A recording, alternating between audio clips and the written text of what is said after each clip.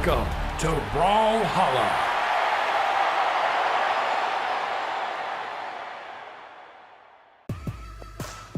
Welcome to the Brawlhalla North American Pro Series, a month-long event featuring the best players North America has to offer, competing for glory and a massive prize pool. North America is split up into 6 major regions, comprised of the top 3 players in their regions and 3 drafted members.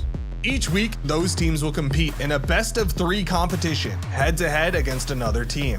The first round is a best-of-3 crew battle. In player rotation crew battles, both teams send in 1 player each for a 1v1 fight. After a player is defeated, the next player on that team is immediately sent in to continue the fight. No stock resets or health resets go to the surviving player. This continues until 1 team remains, and that team is awarded the victory. The team that wins 2 out of 3 crew battles wins the round. The second round is a best-of-5 2v2. Each region sends in their designated 2v2 team to compete. They play a best-of-5 fights, with the winning team being awarded the round. The final round is the tiebreaker. If 2 competing regions each win 1 round, then they go into a tiebreaker where they send 1 player from each side to compete in a best-of-3 head-to-head against the other. At the end of the month, the top 2 regions will compete in the Pro Series final, where the stakes are higher and so is the scale. They will compete in a grueling best-of-5 crew battles, best-of-9 2v2s, and if needed, a best-of-5 1v1 tiebreaker. As an additional twist for the crew battles, teams will be allowed a one-time change to their team order when the opposing team gets to match point. The final team standing will be given the ultimate title and reward that comes with being called the North American Pro Series Champions.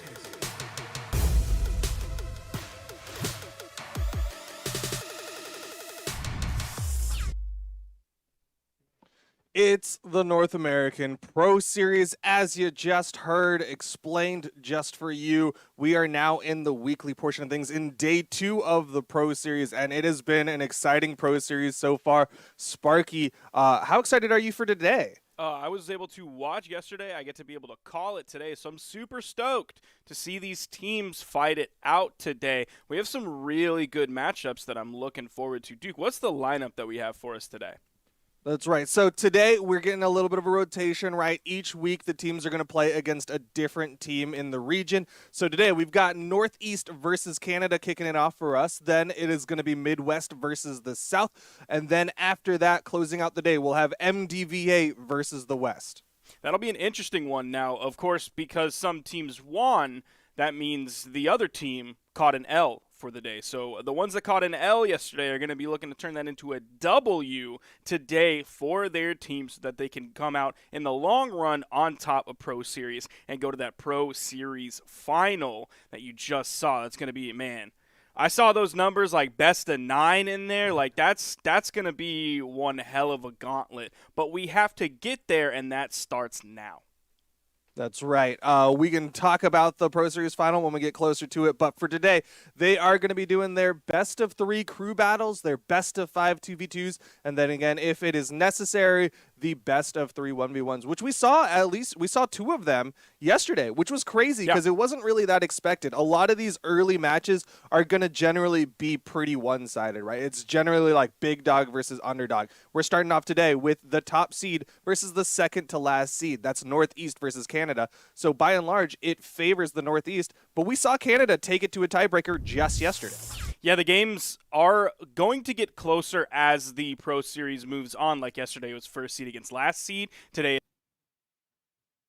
and soon after that, it'll move up and move up and move up. And eventually, we'll see first seed against second seed and like third seed against fourth seed, so on and so forth. But today, we have first seed versus second to last seed. Team Northeast versus Team Canada. You see Sandstorm, Santee, Snowy. Those were the players that were already in that region. Then for Team Canada, you have Pugsy, Crocky, you have Ithro was picked, you have Isidru was picked, and you have Koselix and Meg D. That is a solid team. We did see a little bit of rough spots yesterday from Team Canada, but we also saw some really good things as well. Now, there's been a long time since the last tournament, so maybe those back to the grind jitters were maybe a little bit too much for some of these teams. We'll see if they can hammer that out today. Yeah, definitely a little bit of a warm-up time for a couple of these teams, especially considering like these for the most part weren't super hyper established people. Like we haven't really had six-man teams in the Brawlhalla universe, the competitive scene. So this is kind of a new thing, and a lot of these guys have not been able to play alongside each other really. So it's been a cool like growing process watching these people play. Literally right before stream I was watching Sandstorm play alongside Darkghoul. I don't think I'd ever seen them play with each other, and just seeing them kind of warm up, get ready for today is really interesting to see that dynamic as it fleshes out. But kind of talking about how these teams were made, Sparky, do you want to give a little brief breakdown on how that happened? Yeah, it basically started. They are six-man teams. The first half of the team, the first three players, are from that region. So you have three players from the West, three players from Canada, three players from the Northeast, so on and so forth. Then there was a draft phase that I hope y'all got to see here on twitch.tv/Brawlhalla, where it was 2 rounds of standard picks, and then there was an alternate round. You mentioned Darkghoul. He was one of the players picked in the alternate round. So you have basically a 5-man team and then one alternate. That alternate is there in case somebody has a power outage, or their internet goes out, or they sleep through their alarm, like several players in SEA have done in the past, looking at you, Vortex. So we possibly could see a Darkghoul come in if there is any issue, because you know what? That would stink if like, oh, my power went out, guess we just have to play this 3-person crew battle with 2 people. That would stink, man. That's very true. And we can theorize about all the ways that that can happen, but why don't we hear from the players themselves? We've got a video of Sandstorm ready to tell us about what's going to happen today versus Canada. What's up, guys? It's your boy Storm, and I'm going to be talking about the matchup with Team Canada. So honestly, no disrespect, but after explaining yesterday what our game plan is, it's pretty similar to our game plan with Team West, so nothing more to add, really. Just like Team West, Canada team picks are stronger than expected, but with our current crew battle lineup of Zinker, Snowy, and then me, there really still should be a huge issue because I think we outperform all of them. And 2v2s against Canada will be challenging, but I'm not sure if it'll be as challenging as the West team. But Simba and Santi will just get momentum and do their thing. It should be no problem. Did he rebrand to Storm? Is that what I heard, or is that just? I don't know, but I don't like it. I don't like it. I don't like it at all. It makes me uncomfortable. I don't know if that's just like to connect with the viewers, to maybe get more fans for Northeast. Maybe like, oh hey, everyone calls me Sandstorm, but we're friends, so you can call me Storm. Yeah, it's like my Sandstorm's my dad's name. You can call me Storm.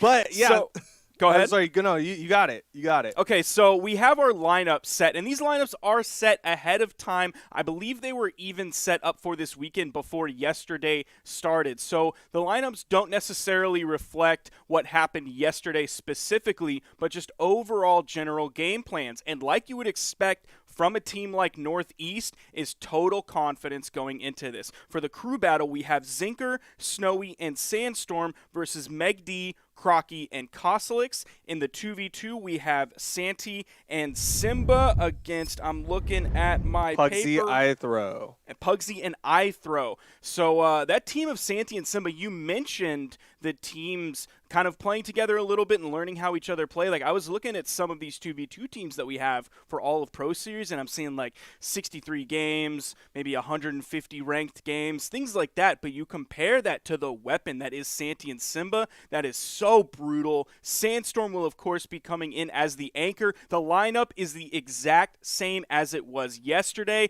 This is the top seeded team, so they have a game plan going all the way through to the end.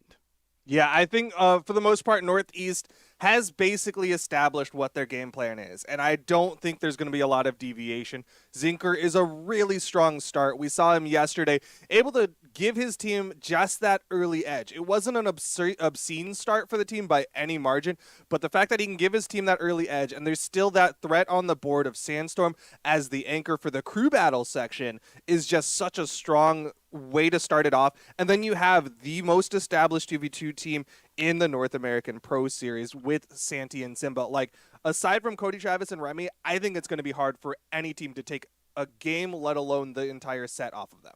I definitely agree. They have so much experience under their belt. They are like truly one of the clutchest picks that anybody could have made at any time. Like dollar for dollar, pound for pound, that was such a good pick by Northeast. That worked out so well for them. They nailed it. But you mentioned Zinker, and I want to talk a little bit about Zinker because we don't normally see him on stream too much. Like, yeah, you know the stats about Sandstorm, you know about Snowy, you know about Kostelix, you know about Meg D now. So let's talk about Zinker for a little bit. He was a very late pick. He was drafted the second round of 2 regular round picks, and he was drafted last in that second round.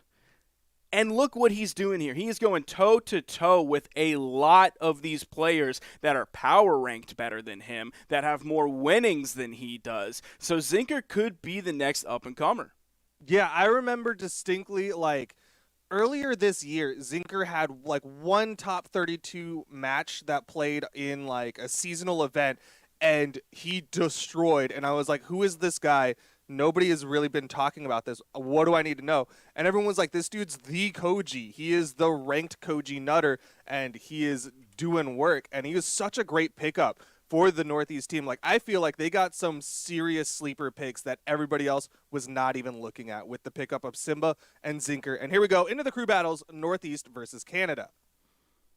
Starting out with Zinker versus Meg D. Now, Meg D was in the 2v2 with Kostelix yesterday, swapped over now into the crew battle. Seeing some floating going on. Zinker was the first one to grab Meg D was the first one to grab the weapon. Saw a little bit of unarmed damage coming out from Zinker. We'll see if he's able to fend off these Katars of Meg D with this bow. It's working pretty well so far. It took 20 seconds for Meg D to press an attack button. Like, he was just trying to see how Zinker is moving. And unfortunately, like, in the crew battle format, yeah, it's a best of 3, but essentially you're doing a best of 1 right now. Like, you only have these 3 stocks to try to figure out how your opponent is going to react to the things you do. The fact that Meg D is spending all his time just, like, being next to his opponent is really odd to start it off. Getting Meg D really deep in the red here. Something Zinker was able to do so well in all of his games yesterday was get an early lead. He wasn't taking people out in yellow. He wasn't necessarily doing 10,000 damage every game, but he was getting a solid lead early. And look at this. Fully building up 50 damage just like that on Meg D's second stock. Zinker playing even better maybe than he played yesterday. This is huge for him. What is going on? Meg D was looking so confident yesterday in the 2s. He was looking so confident in the 1v1 when we had to do the tiebreaker against Boomy, one of the most established North American 1v1ers. But against Zinker, he is like a fish out of water. Zinker is just playing with Meg D right now.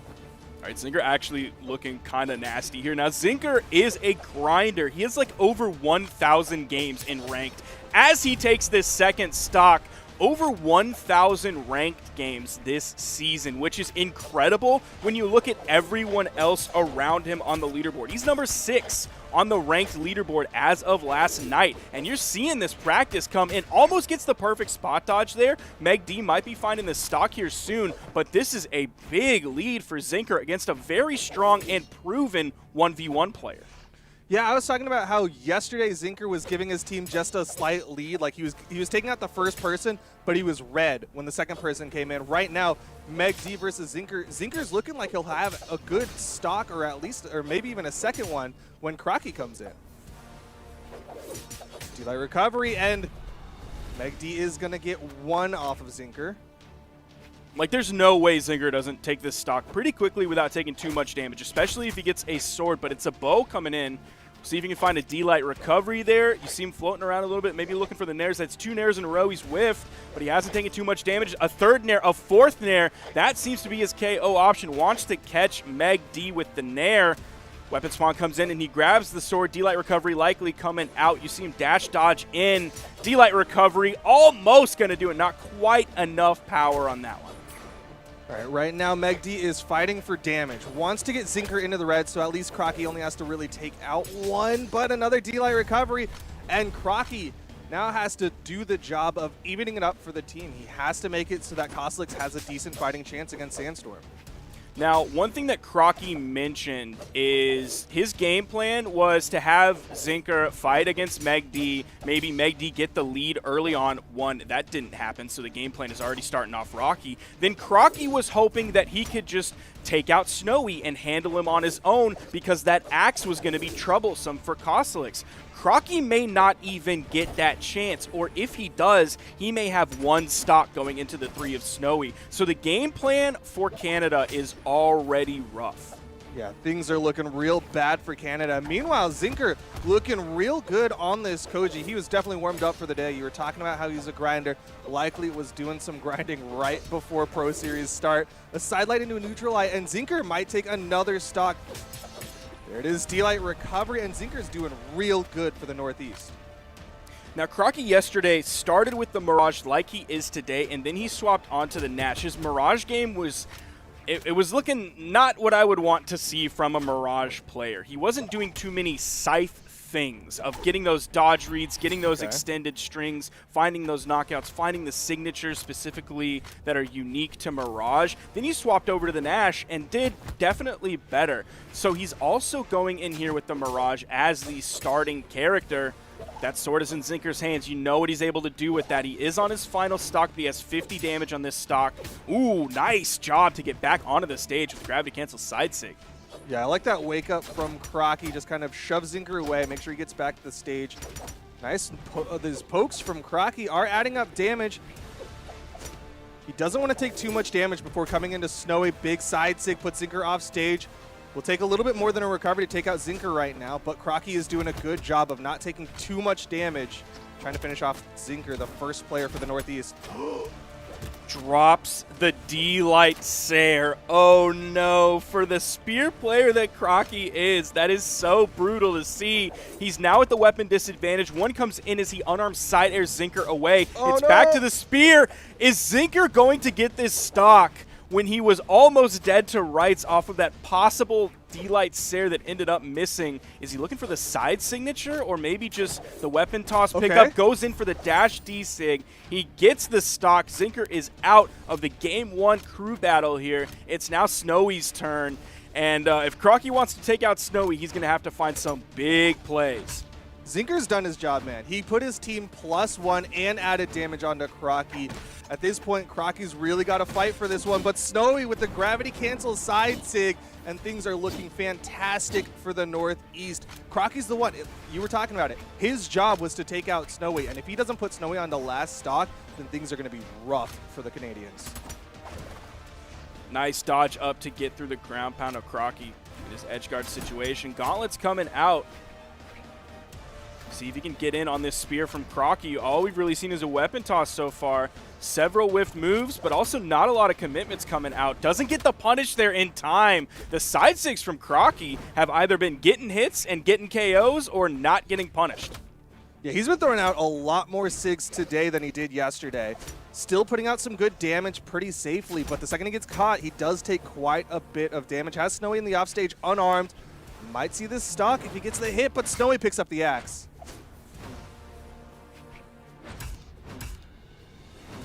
Crocky coming in over on the right side, gets back onto the stage. We aren't seeing any GC down signatures from that axe that we saw Snowy kind of doing in Celebration. Zoning away with the anti-airs, coming out with the neutral air on the axe. Has a lot of damage on a Crocky. Crocky still hasn't been able to take away this first stock from Snowy. Ooh, missed the side air. There's Snowy. It's the weapon toss. Crocky trying to go for the weapon drop. Down sig does not connect. Punish opportunity. Oh no! What were you going for for with that? That's such a risky commitment there when you're in the red, and you saw Crocky was so ready to punish that. Well, to Snowy's credit, his team is pretty far ahead, so we can go for a little bit of a riskier play, try to maybe put some mental damage out there, make them think he'll go for those crazy plays, because all he really needs is one good hit, and Crocky's out of there. Gauntlets in hand. You're seeing a lot of side airs coming out. Now he's disarmed as that weapon toss went all the way to the right side. Crocky still controlling the weapons here as that spawn comes in and he grabs the scythe. That one's able to be grabbed by Snowy, has the axe, just fish for a side air. Just be an axe player and fish for a side air. Might not even need it. The neutralite from mid-stage almost does it. KO off the top, unarmed recovery right in the middle of that ground pound. And here is Koslix. Crocky wasn't able to handle Snowy like he thought he might be able to. 2 stocks to Snowy's name. It's now Axe v Axe. Next weapon spawn that comes in, going to be a Lance for Koslix, and he's able to grab it. It's kind of funny seeing the Canadians be like very one weapon focused, right? Crocky was very clearly going for the spear. Koslix very clearly wanting to play this Lance. Oh, goodness. Dude, he almost had that gimp with the D-Sig. Yeah. That would have been absolutely nasty. The side air from Koslix is going to take away the second stock of Snowy. That was a really good axe string from Snowy, too. He did the sidelight in there, and then opted for a jump down air, reading Koslix go down, and then he just had pure pressure, because Lance does not do great against an axe above. Ooh, backed away from that neutral, like it's the immediate punish. Ooh, not enough jumps, I guess, to go for a recovery there at the top. Koslix's first stock is coming to the end, and there it is. Now going to spawn in on his second stock. He's a little over a full stock ahead of Snowy right now. He's able to get the first weapon spawn. Snowy holding that one, maybe expecting the big read of Koslix going off the edge. Maybe went a little bit too far with that one, in a little bit of a risky position. Koslix was there, but didn't quite have the punish on him. Yeah, I kind of like what Snowy did there, right? Like he did the down stick in the wrong direction, and it was just like, I'm gonna hold it and go off stage. It's gonna be a little bit safer actually against you because you're not in position to punish this. Another sidelight, side air, and Koslix is taking damage that he cannot afford. Sidelight Sair sent him far off stage. Sidelight Nair didn't quite have the positioning off of the sidelight to go for the Sair.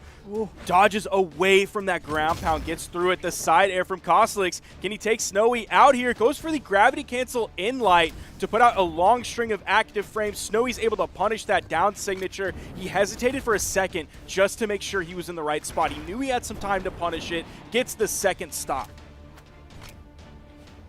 Snowy looking for that extra credit now, wants to get that guaranteed dub. If he gets Koslix into the orange or red, it'll be it, but it's still Sandstorm coming in with 3 stocks to the 1 of Koslix. Can he do the reverse 3?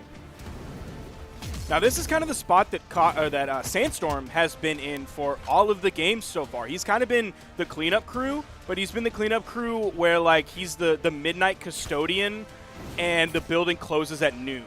So, like, when he comes to empty the garbage cans and dust and clean everything up for the next day, like, there's really no mess. He comes in, does 200 damage, gets, like, the final 1 or 2 stocks, and he's done.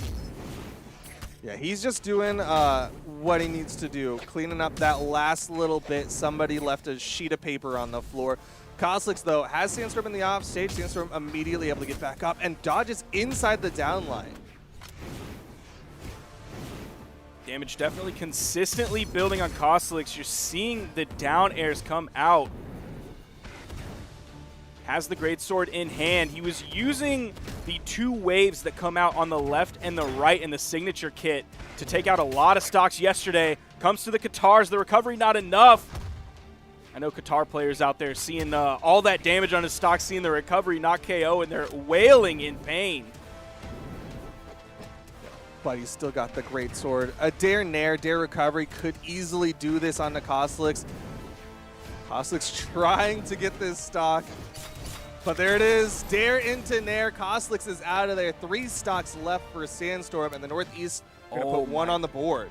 And Zinker did 1,000 damage. 1,007 to be exact. He's been coming out and doing so much work. Now, I'll be real with you. His efficiency is not that great, but it's still good. He's still getting a lead for his team. He's still outlasting his opponent. So like you said earlier, like he's doing his job. He's doing his job and then some. Yeah. Going 3 for 3 is net 0. That's like, hey, you didn't let the team down. When you go positive, when you're taking 4 stocks for your 3, that's doing good for the team. That is setting your team up for success. And Zinker, as that front man, is doing a really good job for that. There's not too much pressure in the front because it's like, hey, if I messed up, there's still 2 people behind me. It's okay. It's a team game. It's fine. But when you can set your team up like that with the 4 stocks with 1,000 damage, that's pretty nice. And keep in mind, yesterday it was Zinker against Zexus, which Zexus is a good player. You'll see him sometimes on stream. Compare that to today where it's Zinker against Megdi. That's huge. PR 14, 1,900 in winnings, number 1 on the ranked leaderboard as of last night, picked 2nd in the first round compared to picked last in the 2nd round. Zinker is doing work today. Northeast recognized his talent and that eye was keen.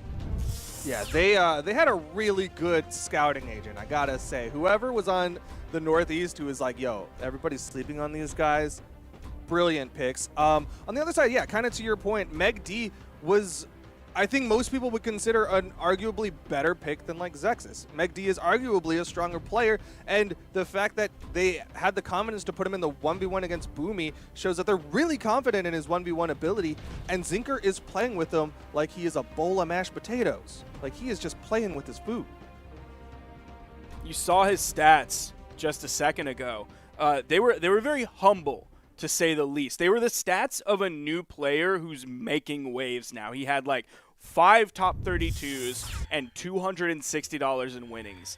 And that's it. And that is a very humble beginning that he is continuing to show why those numbers will change very soon. What a wake up from Zinker as we are in the 2nd crew battle. Again, we're in best of 3 crew battles. If Canada wins this one, we'll go to another crew battle to see who wins the crew battle set. But right now, Megdi with the Qatars is doing better here in game number 2 as he's staying even with Zinker so far. We're kind of seeing the same initiations, though, from Megdi. Playing very slow, running all the way to the left side of the stage, then floating. We haven't seen Zinker get that sword momentum just yet as he gets deeper into the orange, but Megdi is definitely playing this very slowly. I mean, it is a crew battle, right? You want to try to play this as safe as possible because you want to get every lead that you can because it just compounds the more that you can get them. Right now, he's got Zinker in the offstage. Gonna opt to back away, let Zinker get back up onto the stage because he wants weapon control more than he wants Zinker on the corner. Still continuing with that weapon dominance here. The spawn comes in, the recovery sends Megdi away, and it's going to be the bow for Zinker. You already saw the sword come out, so the next weapon is the bow. With all these floating, beautiful dodge through there, and he gets the signature finish on that. What a cheeky little play there from Zinker. That's OG Koji. Like when Koji first got released, I remember one of the artists being like, yo, do D-Light NSYNC. You need to know this move. And Zinker bringing it out here years after his release. Meg D has the opportunity to get the stock though. D-Light recovery is all that he needs to get this one back to even, but Zinker is adding up that damage. Meg D back on the sword, really hasn't found any hits yet, does find the recovery. Even though it was on like the right side edge of that, didn't steer away from it where it would have dropped. Got the KO off the top, but so far Zinker is doing what he's been doing. Gets a little bit of a lead, and he's able to carry that through, giving his team a lot of room to play with. Good dodges from Meg D. Nice read, picks up that neutral air for a little bit of extra damage. But you're not seeing those huge strings come out from Meg D just yet, and you're seeing actually, yeah, a lot of respect to Zinker's approaches. You see how far Megdi will back away when Zinker is moving forward.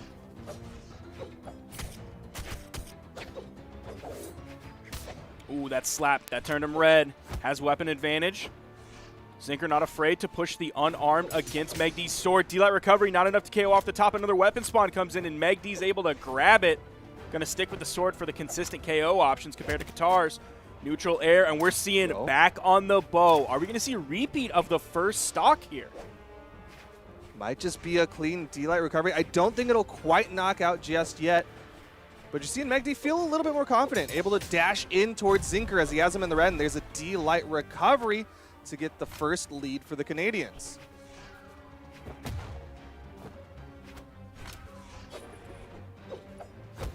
Saw the recovery coming out. You saw the D-Light come out right after that. Neither of them hit, but Zinker's looking for the KO option. Dash dodge. Zinker's using that a lot today to get to the other side of his opponent safely. Yeah, he's had some clean dodges through Megdi's counterattacks. Good spot dodge there. You see Megdi going in. There is the dribble into the recovery for Zinker to even up that stock count. And he grabbed that with that soft platform kind of being there to shake things up just a little bit. So he's able to grab the D-Light Dare into the recovery for the 3-piece KO option. Had enough damage to where that Dare stunned for long enough for the recovery to pick up and come out. Still behind here just a little bit. Finding some damage, adding up. That turned him yellow. Finds another hit as well. Meg is starting to build up a lead here onto Zinker. Might be the first time we see Zinker not take the 3 stocks off of the starting opponent. D-Light recovery, and Zinker is out of there. In comes Snowy. Megd is now doing what the Canadians had originally planned of taking out Zinker, setting them up against Snowy so that Crocky can hopefully finish off Snowy, and Kostlix can get the straight 1v1 against Sandstorm. We'll see when Snowy finds a hit onto Megd if Megd is truly in the orange yet with 100 to 100 plus damage on the second stock. First hit comes out from Megd, backing up, floating, being very careful on how he chooses to initiate onto Snowy. He is in the orange. He does have some health to play with. Snowy gonna hold on to that ground pound, actually going through the soft platform and try to put himself in a safer position so Megd can't punish. Megd is getting these slices though onto Snowy. It's difficult for Snowy to find any hits, and that worries me once Megd starts to get into the red.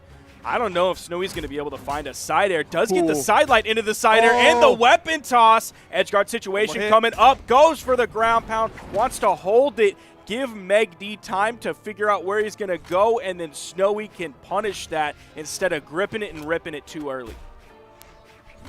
He just needed that one opening onto Megd and just completely obliterates that stock. Now it is 6-6. Crocky coming in, has the scythe in hand, will likely be looking for a situation where he can throw this away safely and switch over to the spear.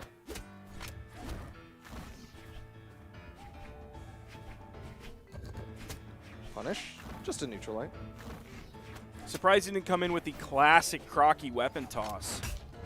I haven't seen too many of those today. You saw him a lot yesterday. Once the game started to get away from him a little bit, he was back to relying on those classic Crocky weapon tosses. Wasn't able to turn him into too much with the scythe. It was definitely better on spear where he could throw the weapon toss and hit a falling nair on his opponent. Yo, it's at least a safe option, and in crew battles, doing the safe thing, you can't fault him for, even if it's only 1-2 damage per weapon toss. But here comes the spear spawn. Snowy gonna steal it out away from Crocky. Crocky wants this spear for the D-Light Sair knockout tool. Snowy definitely very angry that he wasn't able to pick up the recovery off of that because the neutral air sent Crocky through the soft platform. You saw him try to continue it with the ground pound though, and it even baited out a dodge from Crocky. Snowy not really able to capitalize off of it. Likely looking for the axe now for a big Sair to knock out. Or a neutral light. Not even going to put him off screen. Good side air. Is Crocky going to do it? Is he going to execute the plan? Has a small lead here. Weapon toss is coming out. One of them actually even hits. Knocks out the recovery that possibly could have clipped into Crocky. If he got caught jumping, maybe would have been the KO option. So Crocky maintaining this lead. Weapon spot comes in, just throws out a nair on it, and there's the recovery from Snowy. He's going to now have weapon control on the stage, moving all the way to the left side, now back to the middle. It's looking a lot closer here. The Canadians definitely made the adjustments that they needed between the last game and this one. You see Crocky even playing a little bit more with this Scythe against Snowy. Knows that Scythe historically has a good matchup into the Axe, but does Crocky's Scythe have a good matchup into the Axe? That's the question. Do you know what time the clock starts at? Does it start at 20 minutes? I think it does. It's a 20-minute match. Okay, that's what I thought. We're now 8 minutes into this game.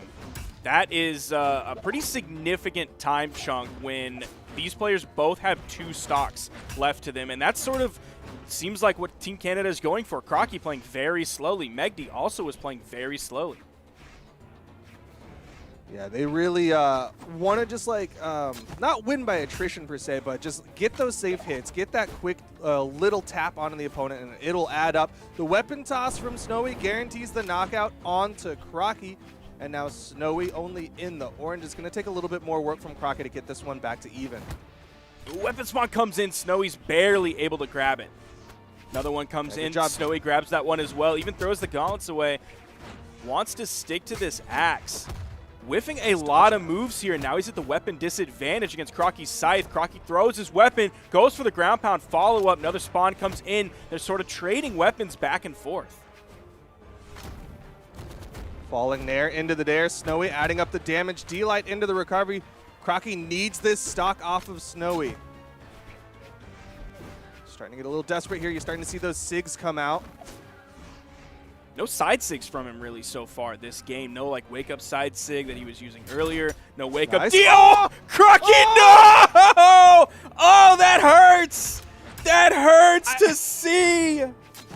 Why? Why did he go for a Dare? He went for the ledge cancel. He went for something other than just a Sair for the stock. And now Kostlix has to come in and try to take 5 off the northeast.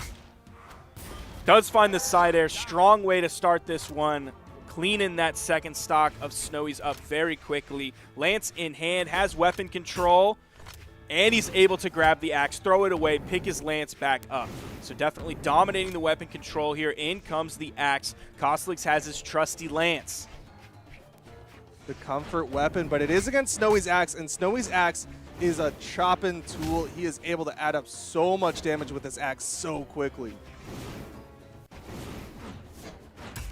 Missed the punish. All these trades are in the favor of the Northeast as Kostlix swaps lances.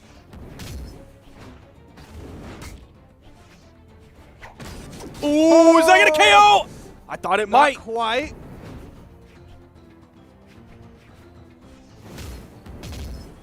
That's also one of the few around. signatures we've seen from Snowy so far, specifically this game. There goes the Whoa. D-Sig. That's going to easily take away that second stock. Throwing him out on stage. That one hit on the soft platform. Kostlix peeked up with his hurt box just a little bit too much.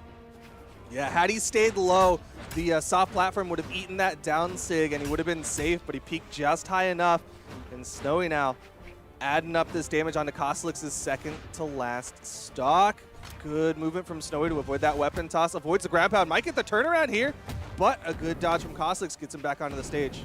You saw Kostlix really confident in going in the edge guard situation, axe v axing and Snowy, and his positioning on things were looking really good. Like that was a really solid weapon toss that Snowy was able to get through. But that was Kostlix recognizing he has to go for some big plays like that. He has to get this stock here. Oh, and he grabs it. The turnaround recovery, charging that one up. It's now Kostlix's 2 stocks, one of which is extremely red against Sandstorm. That's a classic Lance plays. Go for the reverse recovery, but Sandstorm with a recovery of his own, gonna put Kostlix onto his final stock here in the crew battles. And again here, we're gonna see kind of low damage numbers from Sandstorm in the end, just because he doesn't have to do too much damage. It's coming in with a very red stock from Kostlix, so you had 1 recovery's worth of damage to take that one away. Now already in the yellow, so we've seen him do 50 plus damage coming into this one so far. It's a nice little sidelight, couldn't quite get the follow-up though.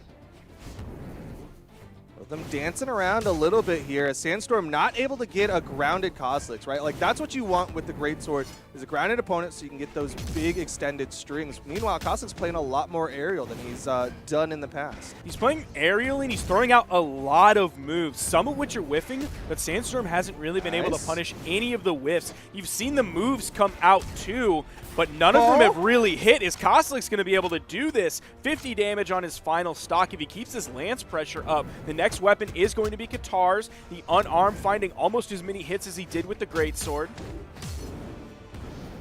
Went for the read there, but Sandstorm dodged down. Oh, he was going for the Gimp there. You saw him go for the second side air. Really wanted to push it. If he had gotten it, that would have been real nice for the Canadians. He's going again. Goes for a neutral there, but Sandstorm goes below it. Yo, Kostlix is doing this. He's looking really good here. Again, throwing out a lot of moves, and hardly any of them are being punished. All right, a little nair from Sandstorm. Damage is good, though, for Sandstorm. If you can just add up enough damage, he can get Kostlix into the red when he comes onto his final stock. Nice neutral light.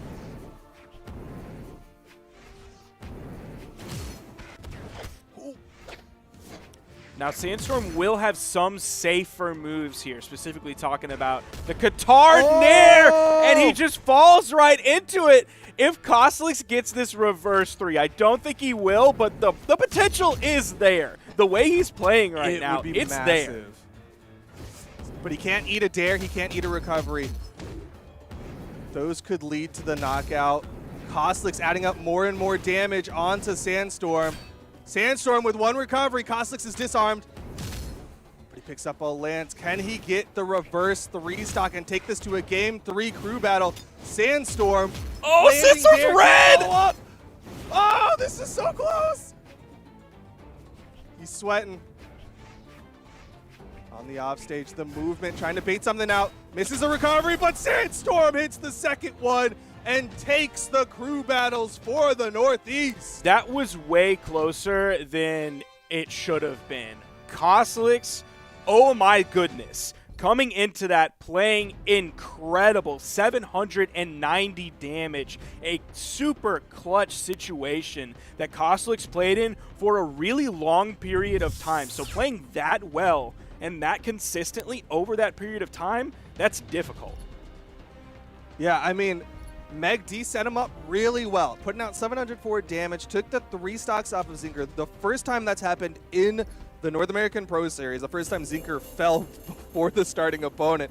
And then Snowy actually did a really good job, 972 damage, giving his team the lead, but Kostlix brought it down to the final stocks red. Like, that was so close to being amazing.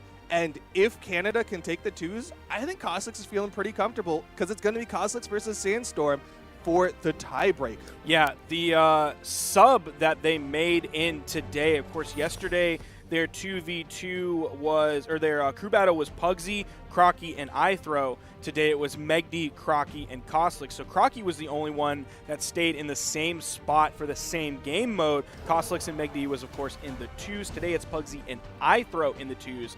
I would say probably a stronger team, even though they haven't made huge waves here recently like Kostlix and Megdy have individually. I think they can come together and play really well as a team, and I think they have a solid chance of taking this 2v2. I think they both have a better head for 2s as of late, right? Like, Pugsy's been doing really well in 2 space alongside Luna, alongside Daze.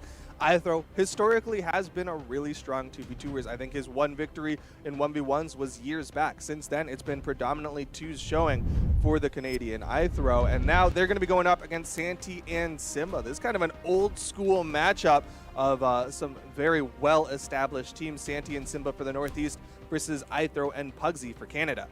Now, Santi is going in here game 1 on the Bodvar. I think he had like a level 51 Bodvar compared to like the standard Val that we're used to seeing from him. We saw that yesterday as well. Of course, Simba playing the Hattori that we saw yesterday. A little bit of a different skin, but we're seeing the same characters that we saw yesterday from both iThrow and Pugsy. We'll see if iThrow possibly changes to Taros like he did yesterday.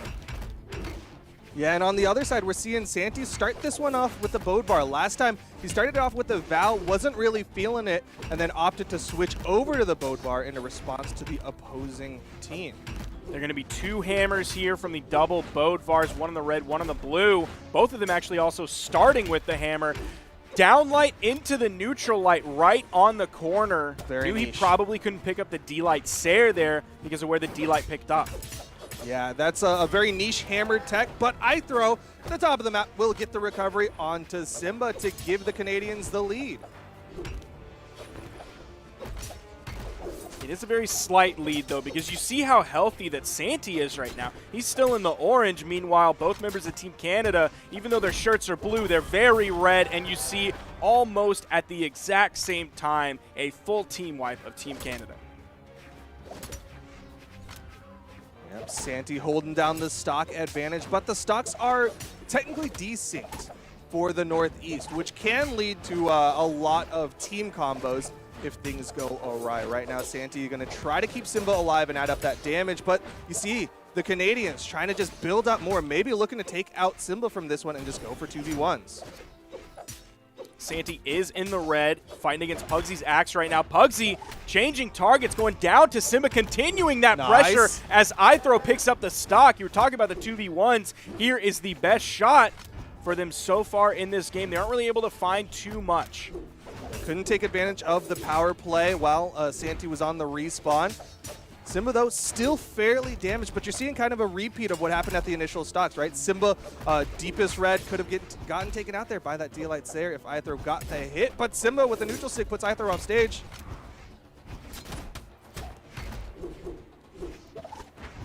Lots of people in the red. Oh, there's the ground pound from Simba after the ground pound from iThrow that came out. Santi over on the wall, dodges through the ground pound from Pugsy. Was able to react to that one in time, knew it was coming. D-Light recovery puts Pugsy onto final stocks here. Now it's on the Canadians. They have to take Simba out and just go for the 2v1. Taking Santi out, not going to do much for them besides give them a brief power play, but you see the way Simba's playing these power plays. Goes to the edge and weaves around his opponents. Good save attempt from Santi.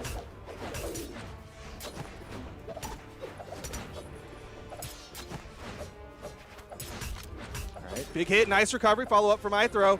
Simba's in trouble. You see him go to the outside. Knows that he has to stay alive to keep his team in this round one. And Santi rotated over almost immediately to provide some pressure. He ended up hitting iThrow away from a possibly punishing position. Oh, snap. Oh, Simba, he's got to be living here because Santi is also super damaged. Pugsy and iThrow have all of a sudden turned this one around. Might be taking game one here. Simba is going to fall. They've got some health to play with. Santi actually the most damage, and it's going to be the Canadians to take game one off of the Northeast. That's a big game one statement, too. Knocking out Santi and Simba. You heard from Sandstorm in his video of how confident he was in Santi and Simba. I think everybody out there across the board would believe in Santi and Simba versus pretty much any team that they're likely to go up against in 2v2 throughout Pro Series. So it's a big game one statement from iThrow and Pugsy. Yeah, I mean, that was like one of the first things we mentioned is like they picked up their twos team. Like they have an established competitive twos team that plays in seasonals. It's been playing together for years. And the fact that they have lost a game in each of their sets so far is a little telling of how strong all of these teams are in the North American Pro Series.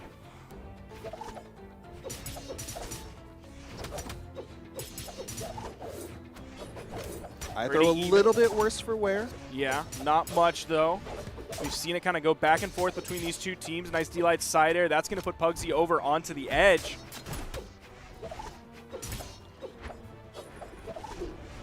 They're trying to get that hit onto Santi. He knows how high they are. Good sword recovery from high could lead to the knockout. Simba gets launched. Lots of people in the red. D-Light recovery. Simba gonna be the first one to fall. iThrow redirecting the launch. Nair wouldn't have knocked out, so iThrow was just going for extra there. Side air from Santi. Blue team completely split because they're both so damaged. Are we gonna get the full team wipe of Canada? Again, the neutral light from Santi. Since iThrow to the left, Pugsy over on the wall on the right side. They're able to maintain weapon dominance here against Team Canada, but they aren't able to find the KO in the 2v1 situation. Yeah, this is Pugsy on the Finn the Human, a very low defense legend, and Pugsy is living the longest out of everyone so far as Santi got taken out there by a recovery. So all the stars come out. Pugsy gonna finally fall here. iThrow's gotta be careful. Can't get stuck between the two Northeasterners as they have a very strong two-team combo.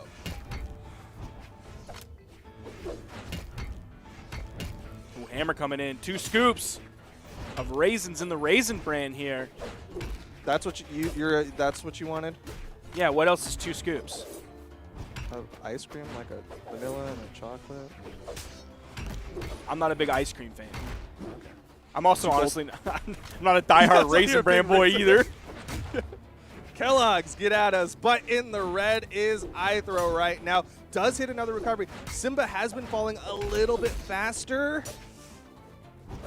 as the Canadians split, but Pugsy with a nice down air. Extra damage, the handoff to Pugsy, but a nair from Santi will keep him alive. Canada still living here. Doing a fantastic job this game.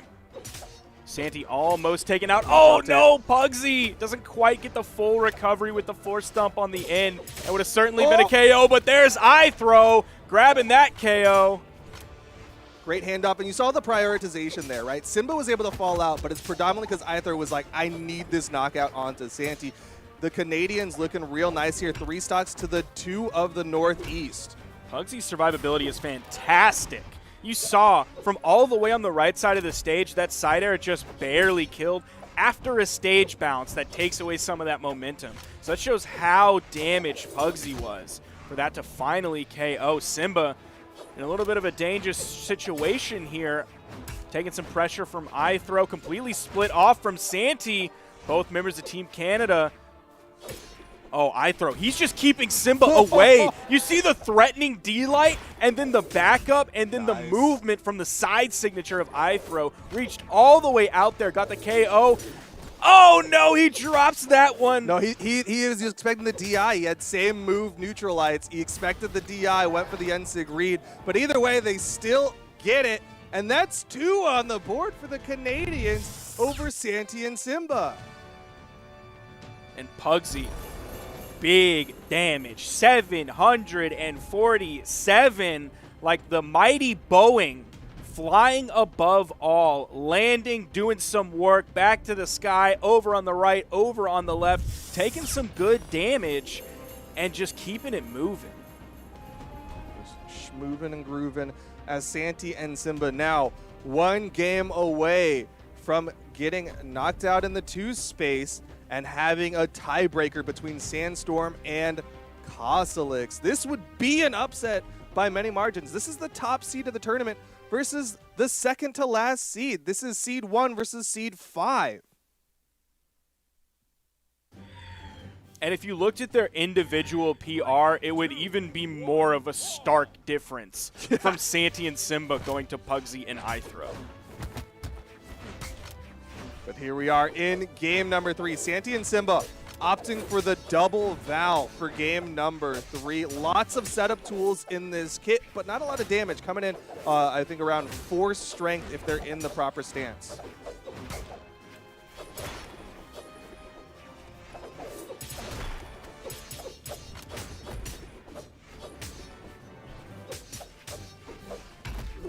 Oh, Santi taking some punishment there. 2 hits from iThrow and then 2 hits from Pugsy. 2 big hammer hits, 2 big axe hits. Not what you want to see early on in this game. Sizable lead here for Canada. Canada doing a really good job here. You see the way that Santi and Simba are trying to sandwich, though. You see them trying to position around 1 as a weapon toss from iThrow takes Simba out. That's both on the side.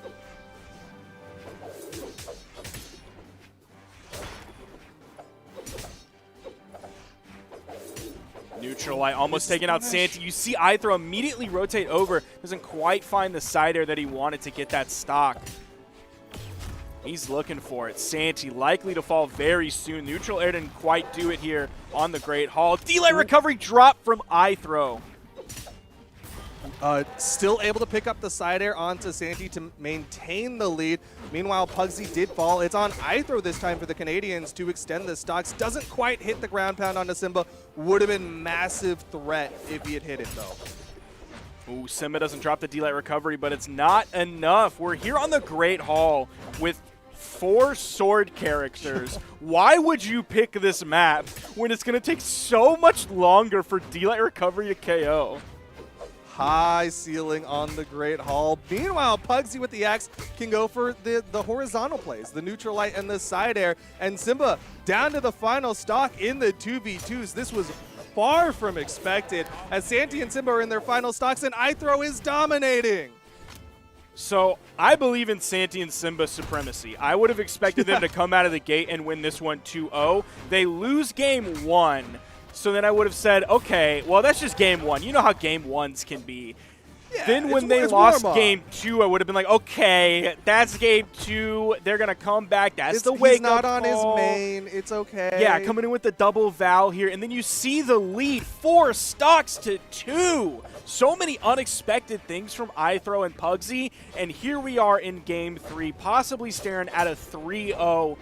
Man, I would have not seen it. What an upset. And that would be huge for the Canadians because they get to go into the tiebreaker where we saw Koslix do really well against Sandstorm just a moment ago in the crew battles. This would be huge for the Canadians. Delight Darren goes for the follow-up, but not quite in position. Sans T is in trouble. You saw how high he got launched in the red. Final stocks here. You have the 2 hard hitters as well. The axe from Pugsy, the hammer from iThrow. Signature hits on stage. Such a massive lead still for Team Canada. Neutral 6 coming out from Simba. Not going to be enough to KO on this high ceiling map. Oh, a little bit too late. Ooh. Oh, Santi's out. It's all left to Simba. There's 4 stocks left on the Canadians, and Koslix has got to be warming up that lance because we are likely to see a tiebreaker. This either just pulls out a bow. I don't know. That had to be a misinput, right? Because he did it so close, and he also like pulled out of it as soon as he could. Or he could just be trolling. Who knows? Weapon toss goes down. That's a burn dodge. Pugsy's not actually able to punish it in time. Threw out a neutral light, but Simba was too far away from it. A little bit too high, a little bit too much to the right for that neutral light to pick up as the punish. And that will do it. The Canadians I can't believe winning out in 2v2. This is Santi and Simba. They beat Boomy and Sandstorm. They've won a tournament. I can't believe. And those are healthy numbers coming out from iThrow and Pugsy. 589 damage, 619 damage. Very solid from Team Canada. I would not be surprised if iThrow and Pugsy are the 2v2 team going forward, permanently locked in, etched in stone. I got to agree with you. That was a really strong 2v2 team. That is kind of what we've been expecting watching the streams that have been happening since the draft. Is most people were expecting iThrow and someone. iThrow and Crocky, I think, had been the predominant team, but iThrow and someone in the 2s. And you're seeing why right now. iThrow and Pugsy looking fantastic for the Canadians. And now, if I'm the Northeast, I'm sweating a little bit. They were so confident. Did you hear Sandstorm in the video? He was like, we got this. This is our team comp. We have a really strong 2s team, really strong 1v1ers. We got this. And now they're going into the tiebreaker, and Sandstorm is like, yeah, Mako didn't work. Switch into the Onyx. Yeah, he tweeted about 11, actually now 13 minutes ago, found the bad greatsword matchup, can't be in the air or the ground, yo. So he definitely did not hesitate after that game against Koslix to completely switch it up and go into the Onyx. Now, we saw another Onyx player here recently from Team Midwest, and that was Sandstorm's regular season teammate in Boomy. Played fantastic with the Onyx. I expect similar things, if not better, from Sandstorm. Yeah, I kind of imagine this will lean a little bit more into the gauntlets from Sandstorm. Obviously, a really strong gauntlet player with that Mordex, but he still has great cannon plays. He's definitely played this Onyx before, and he also played the Zol previously. Yep, he's won tournaments, I believe, with both characters. Definitely did with Zol. I can't remember if he won a tournament with Onyx, but I wouldn't be surprised if he did whatsoever. Now, going into this one, starting to struggle just a little bit. Does find the D-Light sidelight. Doesn't push it any more off stage. There is going to be a bit of a growing period here for Sandstorm, considering gauntlets are a string weapon. He needs to see how Koslix is going to react out of these options so that he can start going for those bigger and bigger reads as he makes the swap over to the cannon to try to punish this lance of Koslix. Damage so far fairly even. Remember, this is a best of 3, so it's going to be quick. It's going to be hard to afford a game loss. Sidelight into the neutral air for the KO option. Sandstorm was a little bit behind in the damage up until about orange. Then he actually got the cannon in his hand, and that was sort of his best option. He was floating around with the gauntlets and getting caught by so many Lance neutral airs. Just wasn't really a successful option. He was losing the damage trade between those two. Now that he has the cannon in hand, it was looking a little bit better. He tosses it away, and the dodge comes through from Koslix, so he was unarmed. Now it's the cannon. Weapon toss, but lots of horizontal options here. Sandstorm still has the movement. Yeah, Kozilek's didn't want to threaten, so Sandstorm's going to get back up safely. Big string goes for the SIG, and Kozilek's from deep hits the recovery for the knockout. Kozilek's, he's different today. This is a different Kozilek's than we saw yesterday. He is fired up today. He wants to win this out for the Canadians and get that big upset over the top-seeded team. Ooh, he dodged back in. Kozilek's was ready with the neutral light. The 2 pokes. A lot of active frames on that one. This time he goes for the side light. Doesn't immediately go for anything. Then goes for the nair. A little bit delayed. Hoping he could get the dodge out and then continue the string. Dare goes for the N-Sig read. Nair's going to put Kozilek's in a very scary position, but Sandstorm not even threatening for the unarmed. Sometimes he'll go down there, go for that gravity cancel side light or the gravity cancel D-light ground pound, but instead opted for the safer option. I'm a little bit surprised he didn't try to edge guard there because the dodge was gone. That recovery was sort of Kozilek's last option. His character was really great out. I think you saw the sweat droplets coming out, and it might have allowed Kozilek's to then take the lead here when he was behind on this second stock. But Sandstorm is going to clean it up with a D-light gravity cancel, neutral heavy. Final stocks here in game number 1 would give their team the lead in this tiebreaker. Sandstorm trying to deny weapons, does steal out the cannon. Hasn't added any damage despite the weapon advantage, though. Now he's finding some of it, playing around the weapon spawn. Didn't throw it away immediately. He did eventually throw his cannon away, but that was sort of right as Kozilek's picked up the lance. So he wasn't at a weapon disadvantage for too long. Now it's going to be the gauntlets. Much of this game has been played on the back of the cannon. Sidelight recovery. Went for a little extra there, but Kozilek's avoided it. Punish. Oh, doesn't hit the neutral light. Oh my goodness. This is big. Misses the ground pound. Sandstorm goes up. The nair actually dissuades Sandstorm. Both of them close. Just a raw SIG on the back of Kozilek. Sandstorm with the weapon and stage advantage is going to take game number 1. What an extremely close game. You can see the numbers right there. It was like 568 to 526 between those two. So close. And the Demon Island immediately getting banned. We are not going to be going to that map. Small Brawlhaven, Small Mammoth, and APOC were left in it, but we're going to Small Brawlhaven. I don't think any of the maps really lean one player or the other. Like, they both basically benefit in the same ways against all these maps. And on Small Brawlhaven, the way they benefit is that all of the high defense that both these legends have kind of gets negated because of the close kill boxes. The right air read and Kozilek's gets a stock, though. Man, Kozilek's was untouched until that dare just hit him. How long was that? Let me look at the timer. He was about 20 seconds into this game without being touched, and he put out 100 damage. You're seeing a confident Kozilek's come out here, going for those slide charged neutral signatures, something uncharacteristic of him. Oh! That's not quite enough there on the Kozilek's. He didn't take too much damage before that, but the sidelight side air, and Sandstorm going to lose the first stock.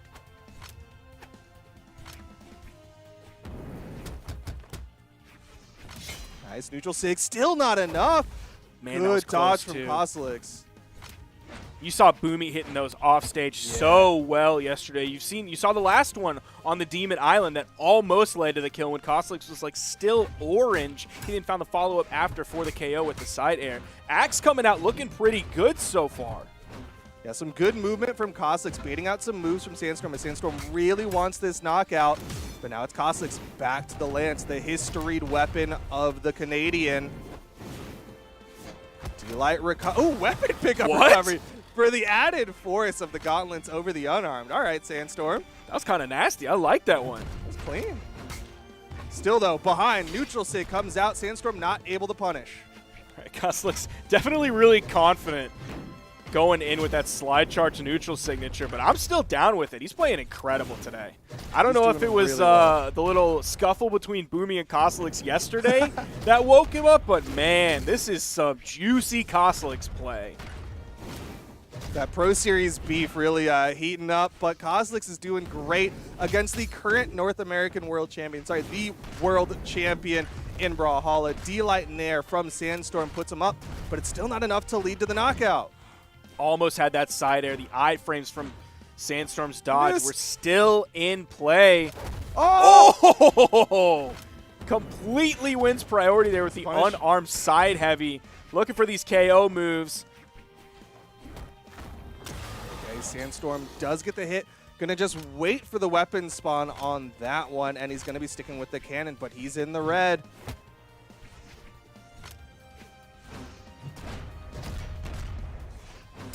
Big Sair, we're going to final stocks again in the best of three. Kozlix winning this one would take it to the final game in this best of three tiebreaker. If Sandstorm wins it, then it goes to the Northeast as he goes for the big cannon string.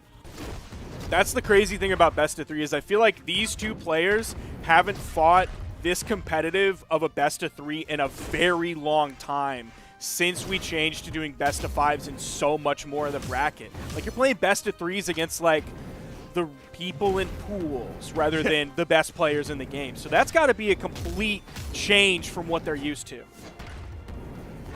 they just got to come out of the gate swinging. Sandstorm with the damage advantage has Kozlix in the offstage. D-Light Nair, another one of those, and that could be the Northeast victory.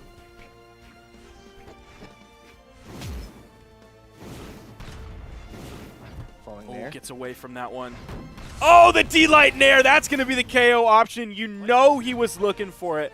I remember sitting next to Sandstorm. I can't remember which tournament, but I was sitting next to him in the audience, and he was watching someone play Cannon, and they were getting into the red, or their opponent was getting into the red, and he was sitting there saying, just D-Light him. Just D-Light him. Over and over, just D-Light him. So you know when his opponent procs red, he's looking for the D-Light so he can follow up with the Nair, or if he's playing a character like Onyx, he's more than happy to hit that signature kit because it's so good.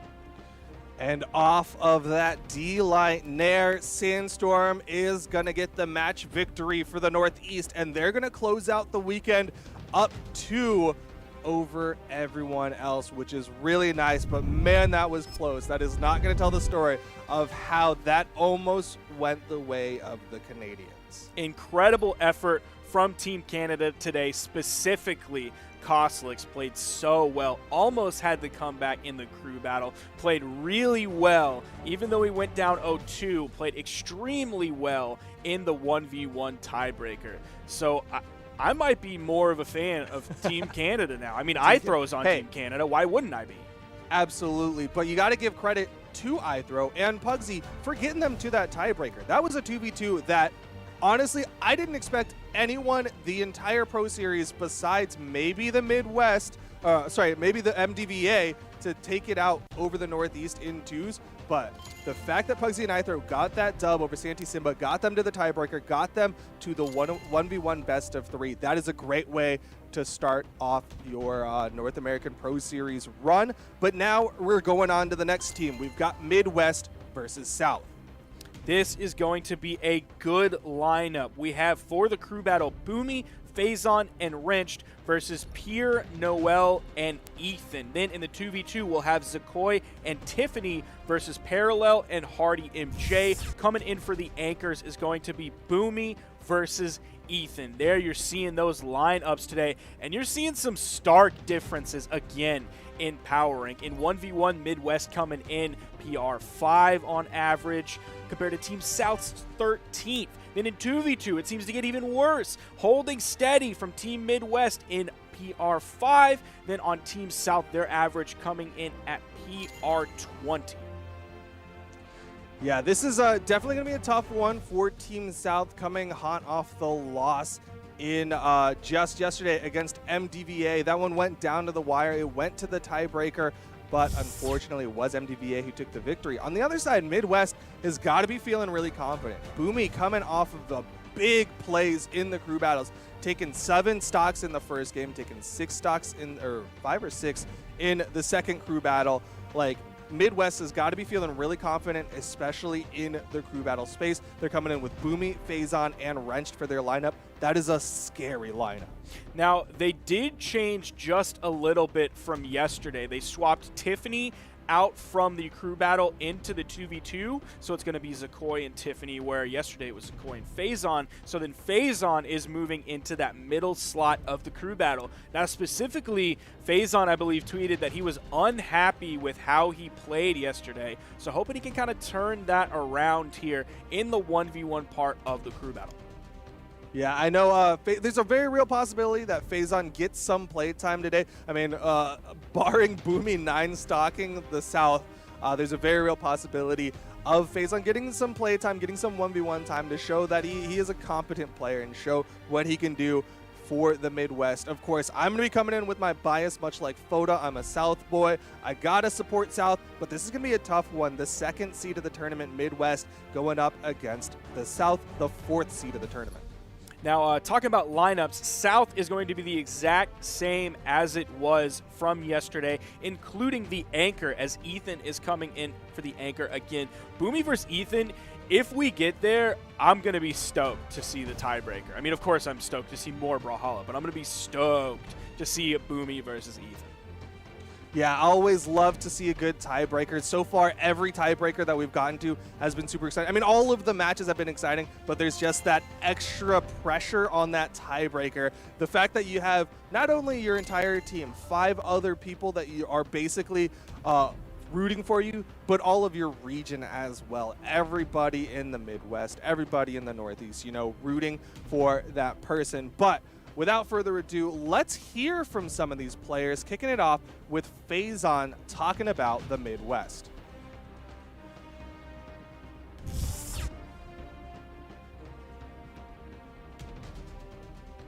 On Sunday, we're playing Team South. Team South, I honestly didn't really think much of, but to be fair, I think everyone, you know, in Pro Series, like basically every team has the potential to be pretty strong. I don't think there's necessarily any team in particular that's going to be miles ahead. I mean, you know, some people obviously have their picks with who they think is going to win the whole thing, but when you look at a team like South, they have Ethan, Pierre, and Noel going into 1v1, which we did expect, but we didn't expect them to go in this order. We weren't sure where exactly Ethan would fall, and turns out he's going to be the 3rd person going, so I'm not sure yet if that's going to be a good thing or bad thing. I will say, though, our 1v1 lineup going into that is Boomy into me and into Wrenched. It's similar to Canada, where Boomy's starting and Wrenched is finishing, and then this time around, you know, I'm just in the mix. I'm mixing it up. I mean, I kind of figured it'd be like this just because going into Pro Series, most of the people on our team can be like flex picks. They can play 1s or 2s. Wrench is really the only one that we're going to probably keep in 1s all the time, I think.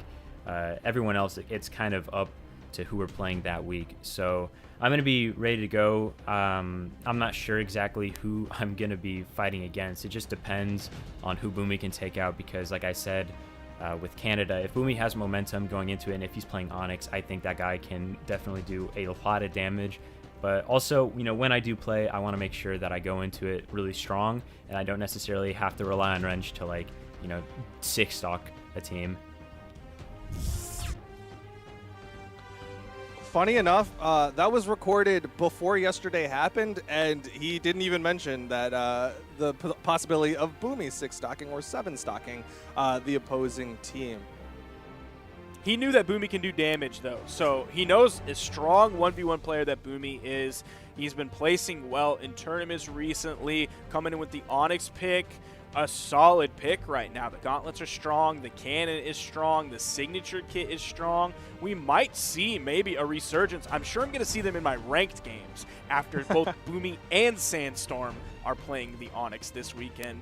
But that's what we heard from Team Midwest. Now on the other side of the field, we got to go a little bit down south to see what this team has to say.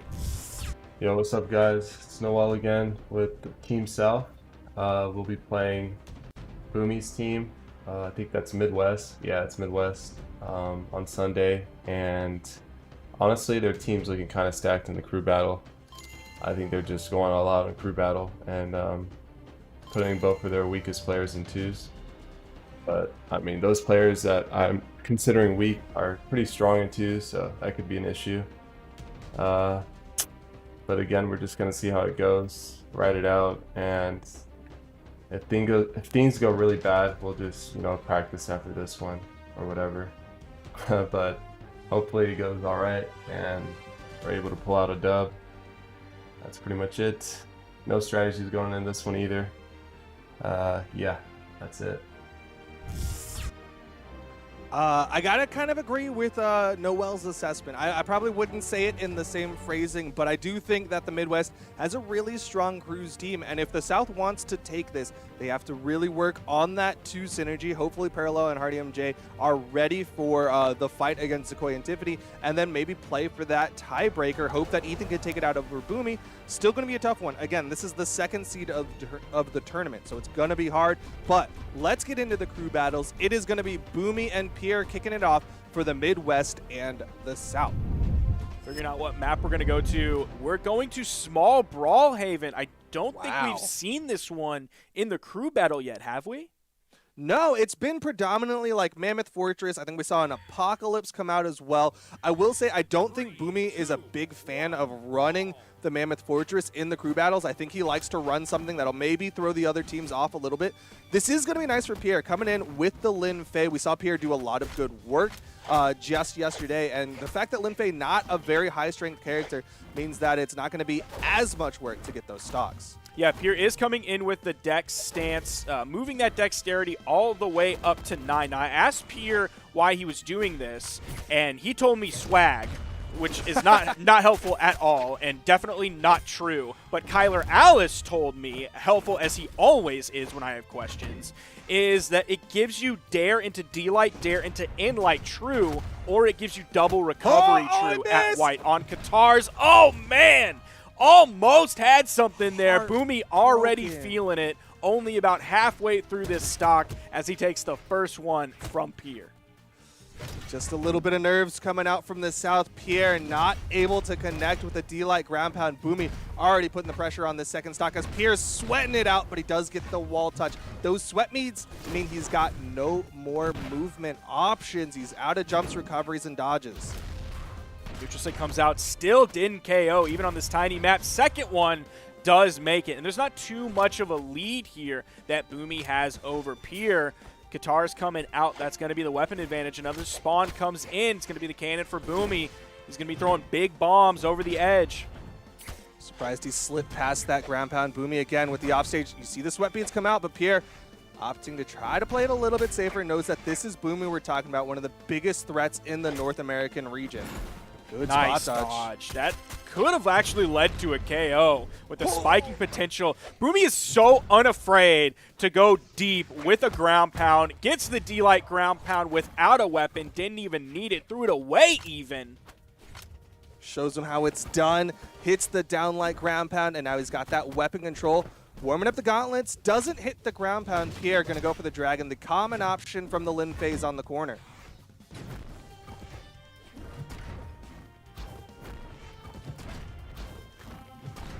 A lot of moves coming out from both players, almost all of them whiffing.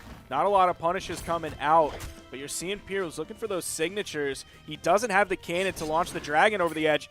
Maybe that was a bait. I don't think Boomy had really any chance of going into that, but you saw how far he was away from the corner, so he could do it safely, and then as Boomy comes up to punish, find a hit, and he's just going to fall off the edge, and Boomy is more than happy for that to happen.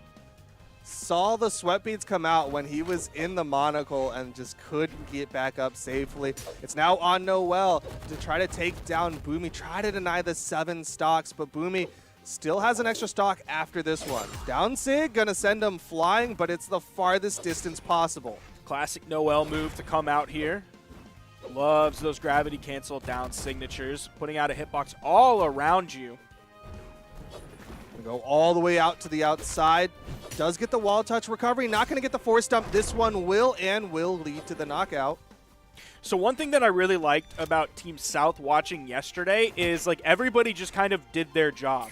Both games were like a 3-2-4 stock split among them. It kind of changed who did the 2 kills, who did the 3 kills, who did the 4 kills, but it was all around everybody basically getting their 3 stocks. Yeah, they were each kind of playing their role, doing their parts, which was really nice to see from the South. You're not seeing one person really put everyone in the backpack. Not that I'm saying FaZe on Wrenched are kind of like sleepers for the Midwest, but it's definitely the Boomy show when it comes to this crew battle. Team South, like their region, are basically a pickup truck.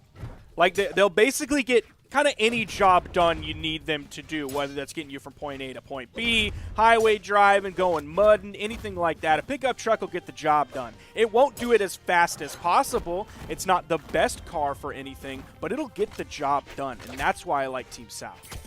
That is the most American analogy I have heard in quite some time. Meanwhile, Boomy with another one. D-Light, Nair, Recovery, and Noel gonna try to stop Boomy from seeing the entire team, but Boomy really wants to shake hands with Ethan.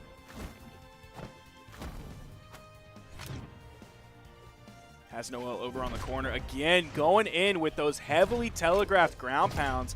Seems like he doesn't even worry about missing him. Maybe he even expects to miss a lot of them, and then just goes on the follow-up, goes for the reaction rather than the read. Yeah, those jumping dares can be so devastating from the cannon. The recovery not going to be quite enough. Still, there's a whole lot of defense on this Onyx sidelight. Not a lot of variable force. Not going to lead to a knockout. He spot dodged inside the neutral light. Noel doing a fantastic job here. Doesn't have too much damage on this final stock. Oh, and as I say that, where's Boomy going? He's still going down there. And he is going to see Ethan. He's taken 6 stocks off of the South. Boomy setting up his team so huge. Oh my goodness. He is flying, but Ethan going to shut it down, hits the dare. He now has to take 6 stocks for his 3. He has to go for the 2-for-1 trades. Starts up nicely with a D-Light side air. We'll see if Faison can sort of crank up the pressure that he didn't have yesterday. Starting off, oh my goodness, so much damage. I think that was a 5-piece. That's a whole family bucket from KFC. That was nice for Faison. He is getting this damage. Nice Pogo. Doesn't hit the second one. Oh, the weapon toss. That's big. He needs to hit this dare. Nope. Does get the wall touch to reset, but he's still not getting damage put out onto Faison's first stock. Oh, he's taunting too. Faison feeling good. He decided not to go to KFC. He went to Pizza Hut for that one. I'll say that taunt is called share a slice, but Faison distinctly made the decision to eat it when there was no one to share it with. He's like, now that you're gone, I can have my pizza.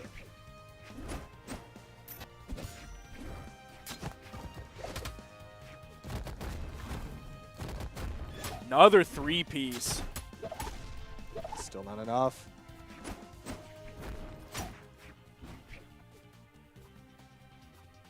Ethan just maintaining stage control, not putting anything off stage, but he is kind of hovering around that corner. He can cover low with the neutral light, or he can cover from the center of the stage with a GC down signature, disappearing in a puff of smoke and taking Faison's stock. He's still taking a lot of damage here against Faison, and he still has to worry about the wrenched and the back line. Avoids the neutral signature, or sorry, the neutral signature from Faison.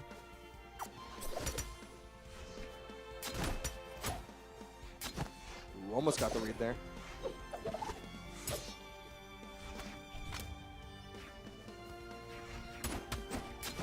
Oh man, again. That turnaround D-Light read. Neutral light over the corner. Faison easily punishes it. Stylish neutral signature. Turning around and slide charging that one. Beautiful option. I think Faison will definitely be more happy with his performance today. And Ethan with the panic react spot dodge right inside of the end sig to let Faison hit it. And now it's all on this final stock of Ethan to get through the 5 of the Midwest.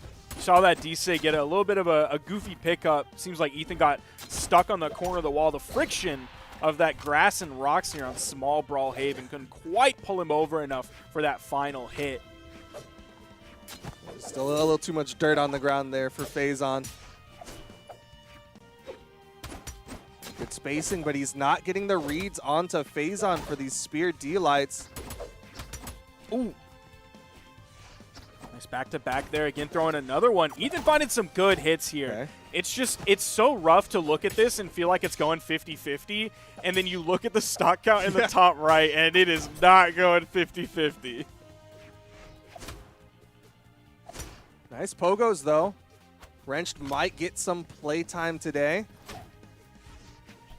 Didn't go for the GC there. I was half expecting with that spot dodge that he was going to wait and then go for the GC. Ethan does get the knockout with the side air, but he's got to 3-stock Wrenched with half a stock to play with. And here today, we saw it yesterday as well, Wrenched kind of in the Sandstorm seat of he comes in, he's the cleanup crew, does a little bit of damage, doesn't even really need to play the game hardly at all. He's just that little bit of extra, the cherry on top of the work that Boomy and Phazon have done. Yeah, they set him up for the most success possible. And now Boomy, of course, ready to go right on into the next one. It's going to be on the south to make the adjustment. Didn't quite see any character swaps, but we are seeing Pierre on the Lin Fei.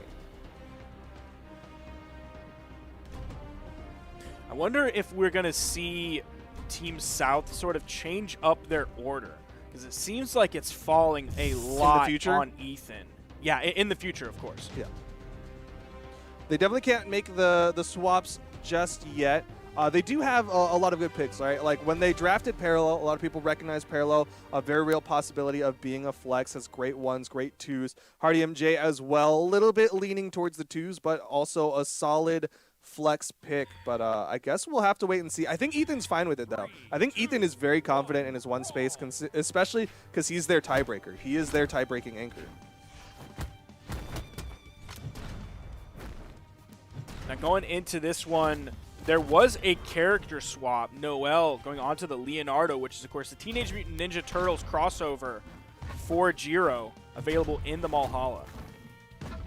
Yeah, not too surprised to see. I think we saw Noel playing that Leonardo as well yesterday when they were going up against MDVA. No immediate punish on that ground pound. Pierre definitely giving it some respect, being careful. Knows Boomy is ready for those ground pounds going in. Again, no immediate unarmed punish. He tossed his weapon away, was really focused on getting that back. Nice punish there from Pierre, but does step just over the edge. Ooh! Oh, he just dared right down the line and won it out on that one.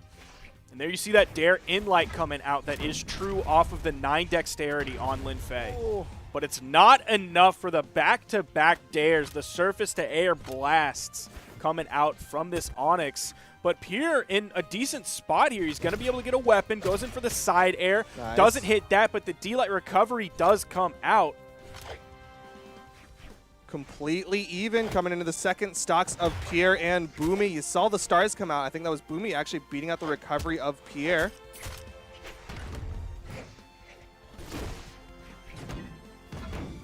Oh, that was so close to knocking out an orange.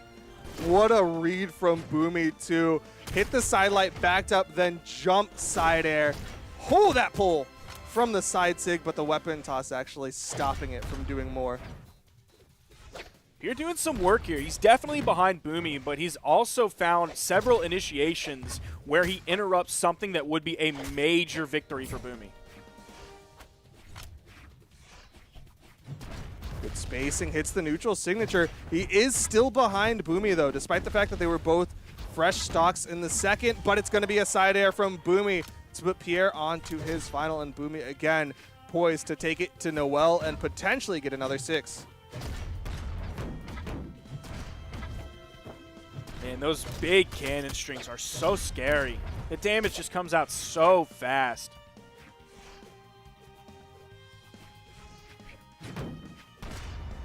Going for the read.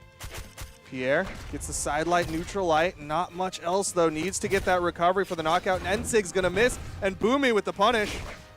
Answered back with his own Nsig. That sort of blue ghostly blast. Covering high. D-Light into the recovery. Gets the KO. Now Pierre is about halfway through his final stock, 100+ damage on him right now. Goes back for the Katars here. Found some good solid hits, but it hasn't done too much damage on a Boomy just yet. He is setting up his team pretty well in this one. Could see Boomy getting into the orange, maybe even the red if Pierre plays this right. Back to the Katars after being unarmed for just a few moments. Side air sending Boomy over the edge. There's a neutral air as well. Pierre adding up some damage, getting Boomy close to orange. Nice. Nice. That second D-Light turned him orange. Gets through the signature. Boomy found a lot of hits with that yesterday. Maybe not so lucky here in the game 2 against Pierre. He's leading to the knockouts. I think everybody took note of how Boomy was using that gauntlet signature. Nice neutral stick from Pierre. Might see Boomy go. Still has some health to play with, though, on this Onyx. Another Nair will dissuade. Can he do it? Man, he's still living after that recovery as well. Even on small Brawlhaven. Nice weapon toss to keep himself safe. Boomy does find the recovery to take him off the top. In comes Noel. This should be reasonably easy cleanup. It almost is off of that one. Has the sword in hand. Goes for the recovery. Doesn't even attempt the D-Light first. There's the recovery. Pierre set Noel up really well on this one. Yeah, I really wanted to give credit to Pierre for getting Boomy to the red. Really putting the brakes onto Boomy, something that we haven't seen so far in the North American Pro Series. Ooh, Noel was ready for that one. That neutral air turning it around, kind of swapping places with Phazon there as he gets back to the stage, and Phazon was sent over to the left edge. Yeah, Noel's playing great so far.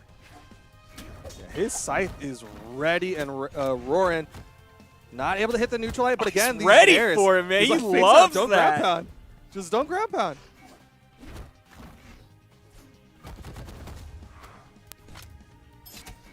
Nice. Stopping the neutral signature from Phazon. Spot dodging over the down light. Both of them in the red. Whoever wins this 1v1 could set their team up huge. Going into the final players. Oh, the man. With the side air. Noel's got no movement, and Phazon going to take the first stock. You notice he stopped ground pounding real quick. He got caught in 2 of them, and then all of a sudden that was not a move he's going to be using anymore when there is a scythe in Leonardo's hands. He's like, lesson learned. Can't go for that. Sweat beads come out. Phazon does touch ground, so he's able to reset his jumps, and here comes a big string from Phazon. Just getting that damage, that extra credit. Throwing those D-Lights over the corner, hoping to pick up for the recovery. Doesn't quite have the timing for Noel to punish that one. But there's the neutral light. That's going to be the KO. Noel definitely in a pretty decent spot here. He's maybe only about 50 damage behind. Out comes that scythe. Not able to find anything. That down air from Phazon was just too quick. Oh! He's burning so much movement here. Oh, no. He can touch. He can touch. Nice. The chase dodge off the side air. But, man, Noel is just in such a scary spot on this corner. And Phazon is getting those 1 or 2 hits to make me gasp. This all of a sudden changed really quickly as Phazon added up the damage and then found the KO move. Those side sticks over the corner, those were pretty nasty. He was timing it right as Noel was going up. All right, punish from Noel. Just going to get a side light, and unfortunately can't go for anything too big with this side. Has to be hitting those reads. Oh, no, another side sig, and Noel is in trouble. Sweat beads come out. Noel is out of there, and Ethan going to come in, try to take the 5 off of the Midwest.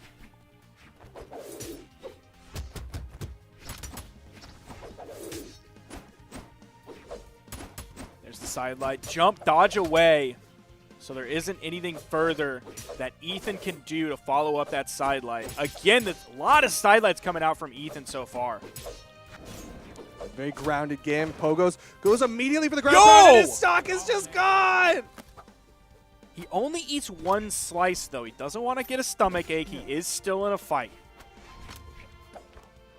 He got the personal pizza, and he wants to make sure that he enjoys his personal pizza.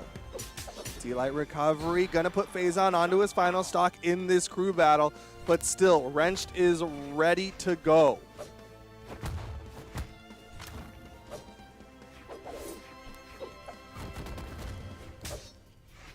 Ethan with the immediate wake up there. Faison added up the damage onto this second stock of Ethan's. Goes for the big option.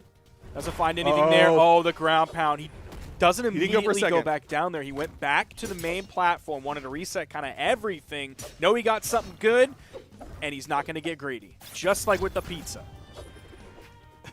Yeah, he's just taking his time with it. He's a moderate guy. But right now, Ethan in the red cannot afford another side sig. He still has to get more damage built up onto Faison. D-Light Dare not going to be enough. The recovery, and Ethan now onto his final stock. Man, Wrench just having a leisurely day today. He came in, hit like a D-Light recovery, did 42 damage in the first game, and he might be coming in here, maybe not even have to come in here after Faison. Ethan is in the lead. Wrench looking like the office is on vacation, so he just comes in and gets that paycheck. Ethan, though, hits the recovery, and now Wrench gonna have to do that cleanup job. Gonna have to do a little bit more than 42 damage here as Ethan's only in the yellow. Ethan started off big, too! Nice. Wrench Ooh, actually meeting him in terms of damage. A big read attempt from Ethan in the sky. Wrench did end up getting a punish. The stars came out. Ethan gets around it. Oh my That goodness! is the stock. Wrench gonna close it out for the Midwest in the crew battles. Doing a little more than 47 this time. 88 coming out from Wrench. I really thought he would have had to do more. Like, I was expecting maybe a 100, 150 or something, but nope. He still kept it to two numbers, an 8 and an 8. He took 71 damage, but look at Faison. 5 KOs, 802 damage done.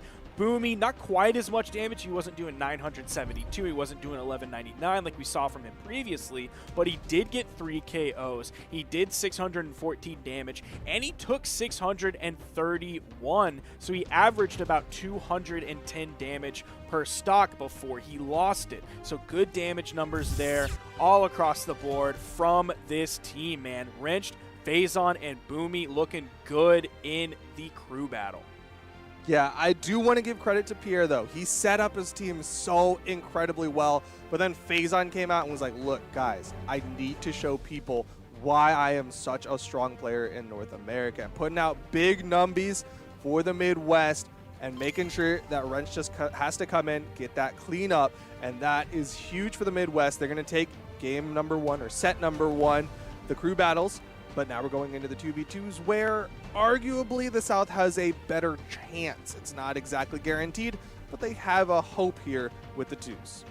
Yeah, it's going back to what Noel said about the crew battle team being stacked, 100% agree. Them putting their weaker team members in the 2v2 for Midwest, I would also agree.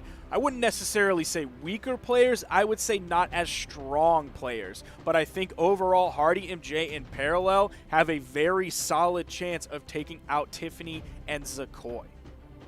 Yeah, but even then, if they're going into that tiebreaker, I don't want to give too much grief to Ethan, but the way that Boomy's playing versus the way that Ethan's playing, like, that does lean in favor of the Midwest. It's going to be tough, but that's what the South is looking for right now. They've got to win this 2v2. You see Zakoi already locked in on the Nash. Tiffany going to be going over to the Raphael, sharing them, mirroring the moves of Ragnar, and of course Hardy MJ on the Taros and Parallel on the Hattori. That was their comp yesterday. They set up, and Hardy MJ knocks it out of the park.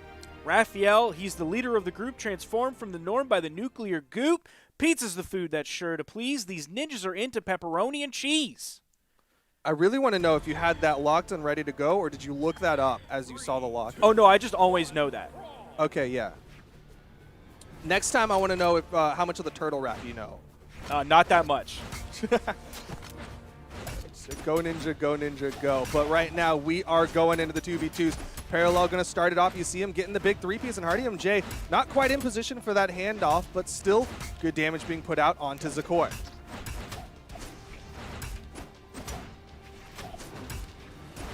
Zakoi sent flying over to the right side, not off screen yet. Coming back in with this hammer, able to get to the weapon spawn. Sidelight neutral air from Hardy. Has Zakoi super red. Bleeding out here a little bit. Recoveries the teammate. Tiffany still able to get back onto the stage, though. The South has got to be looking for this knockout onto Zakoi. He's been in the red for a hot minute now. Oh, Tiffany gonna help him out there with the side heavy. Tiffany does get launched to the right side, and nice dare from Parallel will set up the South.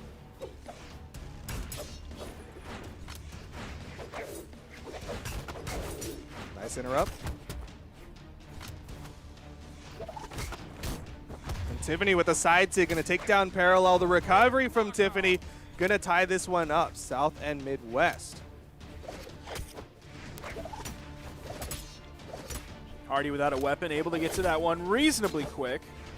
Comes back with the axe, going to be taking big chunks. Zakoi, nice three-piece. Oh. Tiffany, I don't know whether she was trying to hit Parallel or Hardy with that one, but I think that was 100% on Hardy. Like, that was a practice team combo that they do with the N-Sig follow-up off the Sair. Just really good eyes to recognize that was coming her way. and that was so Nice nasty for them to hit with Parallel also being in that area.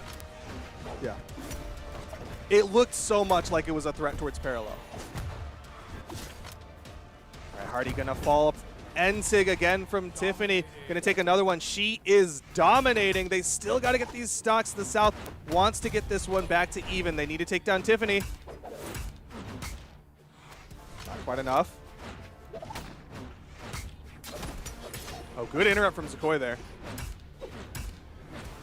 Hardy sent flying. Zakoi going up to meet him. Tiffany just trying to do whatever she can here on the main platform. Even the neutral light from Parallel sent all the way from the right side of the stage over beyond the left side. Tiffany gonna have to be a little bit careful if she wants to hold on to this stock. Gonna lose it, but she did some damage to Hardy MJ in the process, sent him flying. Yeah, the South is likely looking for the knockout onto Zakoi now. If they get Zakoi, then they go for the 2v1. Scoop up, not quite enough. Then there you see Hardy hunting for it, so desperately going high. There's the N-Sig. Here comes the team combo attempt. Neutral light. All right, what's a follow-up? Oh, a neutral light, not a GC downlight dare? Maybe wasn't quite ready for it to happen. This is winnable. Actually, either 2v1 situation that was going to happen out of this was winnable for the one person. Yeah, this could really Oh go my either gosh. direction. Damage adding up. Nice weapon toss. Parallel, don't celebrate too early. Nah, he knew he had it. He knew he had I it. saw the stars. It was like, that was 99% done. But man, that 1% chance of if he took out Hardy and Tiff came back would have felt miserable. Good stuff from Parallel. That aside, 4 KOs, 576 damage done. Parallel doing work for this team. Yeah, both of them putting out some good numbies. Generally, with a comp like this, you expect it to lean more in favor of Hardy putting out the big numbers and Parallel just being that setup tool. But like you said, Parallel also doing a really good job. You got to give credit to Hardy MJ, though. Didn't get knocked out, was in red on that last stock, was close, but still held on tight. Having to wait for a moment as these players get back in the lobby. Hardy MJ and Parallel, solid performance going into this one. Parallel Satori's only level 48. Compare that to the level 81 Raphael and the level 96 Nash. Yeah, these are on the Midwest team. They've been very clearly playing these characters. Zakoi known for his Nash in the 2 space. Tiffany has, of course, been a long time Ragnar main, and then, of course, was on the Kaya as well. Not likely to see that swap over to the Kaya, but there's always that potential. And then, of course, there's also that pocket Asuri from Tiffany. Yeah, the Asuri was what she was playing yesterday. Of course, that was in the 1v1, aka the crew battle portion of this. Now swapping over to the 2s, we see her going to this Raphael, gives her the axe instead of the sword that Asuri has. Hardy trying to go for that follow-up off the neutral light from Parallel. Again, was not quite in position as he was putting a lot of threat onto Zakoi. Downlight, side air, puts Zakoi off stage. Tiffany looking for the dare, does get the pressure relief, but Zakoi can't get to the wall. That is a big early loss for this team. You're seeing the damage added up on Tiffany as well. We could see a quick wipe coming here shortly. Parallel chasing Tiffany into the air. Parallel was in position for the D-Light, didn't need it though. Tiffany gonna get taken out on the right side. Hardy with the chase into the sky. Zakoi just trying to hold on, just trying to stop the bleed here. Nice weapon tosses. Wow, that was a wonderful pickup. Tiffany actually sent them in to Zakoi to find the hit off of that. Fantastic work from her in this game. Zakoi still taking a lot of damage here. That neutral air almost took off the top. Things are looking rough for Zakoi. Tiffany setting up for the knockout as Parallel able to follow up with the side air. Hardy MJ going to go for the Nair follow-up, just extra damage onto Tiffany off of the 3-piece from Parallel. Interesting that he went for the neutral air rather than a recovery that would send down over to the wall. Maybe was expecting for Parallel to juggle further in the air to find that damage. It's not like the recovery would kill. So that was 6 and 1/2 dozen in the other. Hardy going to get taken out. Parallel going to get taken out. It's actually in favor of the Midwest. I was thinking the same thing, though, as you were, but I think Nair does slightly more damage, so maybe he's just going for raw single-hit damage instead of like something that would set up for threat. Tiffany waiting, hit the down air, and then turned around to hit both of them. That's huge! That's huge! That's so big! The weapon toss goes out. That's the dodge burned after Tiffany's ground pound. What a stack up and what a punish. Tiffany and Zakoi able to tie it up for the Midwest. Massive turnaround. Absolutely monstrous. Look at what they limited Parallel to. 1 KO and 288 damage. They forced him to completely 180 from the last game. What a turnaround. Great pickup. Man, Tiffany with the sidelight locked them both up. You see, again, they lock up neutral light, and the neutral sig picks up both. I thought that was going to be like a grab and pick up one. Nope. Got them both. Got them out of there. And we're going right on into game 3. Again, best of 5s for the 2v2s. Just beautiful decision making from the red team. She could have just gone for the dare in light and just gone for the hopefully damage that she might get in a not true combo, but no, she hit the dare, saw everything that was going on. Her spatial reasoning said to do the side light, then the follow up afterward. Just a beautiful flowchart of decision making. And they are just exploding into this one. The Oh stage my falling gosh. off the scoop, and Parallel's gone. The South is in trouble against the Midwest right now. And again, they go for it, but Tiffany goes for the side air instead of the NC. That setup off the stage was nasty. That down air, oh my goodness. And Parallel opting for the non-traditional follow-up there with that gravity cancel NSIG. Saw that Zakoi was looking for the punish if he went for the side air.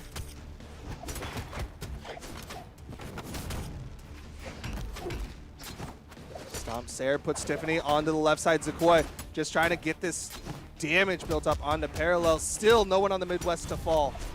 Good punish from Hardy MJ there. Came in with the axe neutral light right on the edge. Didn't want to waste any time trying to find a jump fastball side air. Zakoi almost just falling to his death. Hardy able to move around that side sig. Parallel gonna launch Hardy, and Hardy's gonna fall. Parallel gonna fall. Zakoi still on the first stock. Oh, Parallel makes it back though. This game is possibly starting to really fall apart here for Team South. Parallel and Hardy MJ. 3 stocks to the 5 of Zakoi and Tiffany. Yeah, the Midwest really holding it down. That last team combo from the last game really fired them up for this one. Tiff still in this one, gets over the side air from Parallel. The Axe D-Light not going to be a KO move, just sent Tiffany flying, but she gets back. Okay, nice ground pound from Parallel. Wants the Gimp, but Zakoi with the recovery put Parallel onto the final stock. If they get Tiffany here, there is still that hope. They got to take out Tiffany. All right. Just add up damage onto Zakoi, but really just hunt for the knockout onto Tiffany so they can go for the 2v1. But Hardy MJ has got to avoid damage. Zakoi loving those hammer dares that he picks up really low. That time he didn't get the bounce off of the stage on the 45-degree angle. It just sent up, but still. Good work. Hardy MJ now definitely in the red. You see the side light. Zakoi even goes down, expecting Hardy to move down as well. Maybe fastball out of that. There's the stock taken from Zakoi. It's now 2 stocks to 2. Hardy and Parallel have done a great job evening this up stock-wise. Hardy is got to hold on, though. Deep red here. One misstep, a scoop might even be enough for Zakoi to take out Hardy MJ. Stomp into target swap. Hardy MJ still living. Oh, that's going to be the stock from Hardy MJ. Parallel has to do the 1v2. Zakoi swinging. Tiffany actually comes in hoping to find the first side air. Ended up hitting Zakoi, but did find the second side air. And Zakoi, 3 KOs, but 639 damage done. Shouts out to that accident from Parallel that ended up killing Hardy MJ. And Team Midwest looking so good here. Team Midwest, man, what a clutch up, man. They were looking rough in game 2, but man, once they got that team combo, it was just curtains. And now Team South has to make the adjustment. They've got to win the next 2 games. Otherwise, Midwest, they just get the dub in the match. They don't even have to worry about the tiebreaker. Team South is playing for the tiebreaker. Parallel's clan says Team Midwest. Yeah, I'm confused about that too.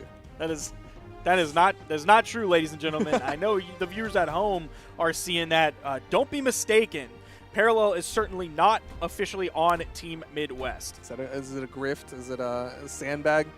It might be.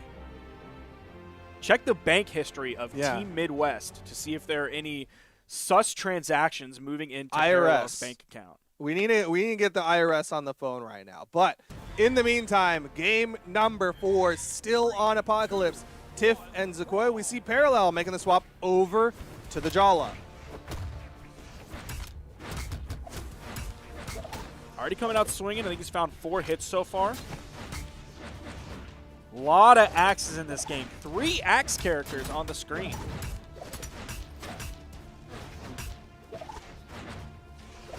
Parallel getting some good damage built up onto Tiffany, but Tiffany able to respond against Parallel. Hardy MJ putting Zakoi onto the off stage, but immediately target swaps, wants to go for that 2v1 when possible. So we did see Parallel on another axe character yesterday, but it was a Bren. Oh, so this is an interesting choice. Wow, the double weapon toss just completely dialed in. Absolute massive plays coming out from Team Midwest here in the game.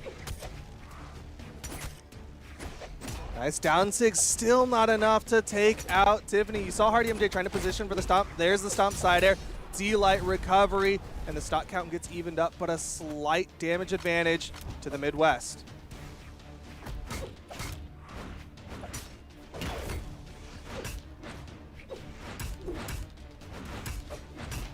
Again, you just hear those axe swings. Yeah. They dominate the audio sphere here, but a neutral signature from Tiff. Almost taken out off the top. Gets the KO onto Parallel. Another team wipe.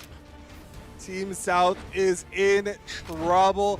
Weapon spawn. Parallel picks it up. More axes in hands, but they don't even have a red person to target. They have 2 members of the Midwest that they have to build up damage on before they can look for the knockout. Midwest here again with a big lead. They had a big lead last game as well, and you saw how sort of close it came down to. So it's still certainly possible for Team South to bring this one to more even. They're starting to add up the damage. Zakoi very damaged, but so is Parallel, and on a low defense Legend. Nice weapon toss, but Tiffany with the response recovery. Nair going to put Tiffany in the off stage. But look at the South's health. They cannot afford any damage as the down sig takes out Parallel, and now Hardy MJ has to 1v2 for the team as he's gonna get the wall touch. Zakoi going to be really careful with that one. You don't see him extend off stage. You didn't want to get caught in anything funky when he could just wait for Tiffany to respawn so that they get the 2v1 situation. Again, Tiff is putting out damage every single game, and that was something we really didn't see from her quite as much yesterday. She was having sort of lower damage numbers and inconsistent damage numbers at that. On the other side, Zakoi doing work as well. 412 is not anything to scoff at. That's more than both members of Team South, coming in at 372 and 367 from Hardy MJ and Parallel respectively. So just good work from Tiffany and Zakoi from Team Midwest, sort of banding together here. Game 1, looking a little shaky, looking a little bit rough, had to knock some of the rust off, but they really brought it together and might be the team going forward. Yeah, that's a really scary team for the Midwest because as Noel was saying during that player interview thing, is that by and large, Zakoya and Tiffany are considered the weaker links of this team, considering they were the members who were drafted. They're not the core members. And then you have Boomy, Phazon, and Wrench, very established. And now they can just hyper stack their crew battles and still have a really good twos team with Zakoya and Tiffany. That is a big threat coming out from the Midwest. They're going to close out the weekend with 2 victories on their belt. South going to go with the 0-2. Next, MDVA versus West. But before that, I think we're going to take a short little break. Sparky, you want to say some words before we hand off? Oh, I'm stoked to see this match. I love MDVA. I think that's a great team. I don't think they're going to win, but I'm certainly going to be excited to sit and watch this one. I've loved every viewing experience I've had so far with Pro Series. Loved it last year as well. I'm glad to see it continue this year. I'm going to be in chat having fun. I hope everyone else will stick around and have some fun with me. Stick around. We will be back shortly for MDVA versus West. Gravity cancel.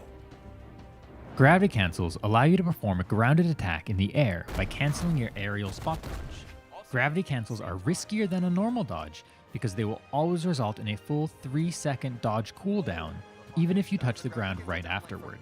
Punishing gravity cancels is crucial and usually gives you a big advantage over your opponent. Gravity cancels are very popular among the top players, because when used correctly, you can negate a grounded attack and punish it immediately. Trying to be fancy and style on your opponent? Try gravity canceling a taunt.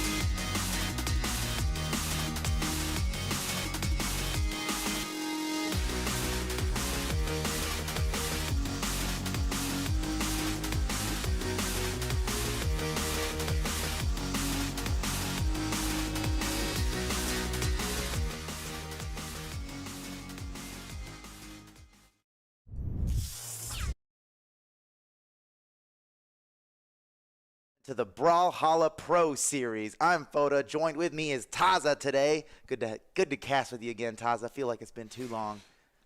It does feel like it's been a while, but you know what? Now we're here today casting together. This is going to be the first time that I've cast one of the official Pro Series North American matches, and man, I'm excited for this matchup because we got MDVA versus Team West, where MDVA is bringing in the exact same winning lineup that they were bringing in before, right? Going against West, who is changing things up a little bit after their loss on the previous day. It's going to be a very exciting matchup indeed. Yeah, well, I should say that they didn't change based on what happened yesterday. Both of these days' compositions got locked in on Monday, right? So they changed it specifically for the team that they were fighting against. And West is coming in here into this crew battle with Luna, Blazy, and Java, and they're going to be going up against MDVA's same team as last time, Llama, Lil Captain Stingray. But what West did basically is swap Zexus from the beginning of the crew battles into the 2v2 spot.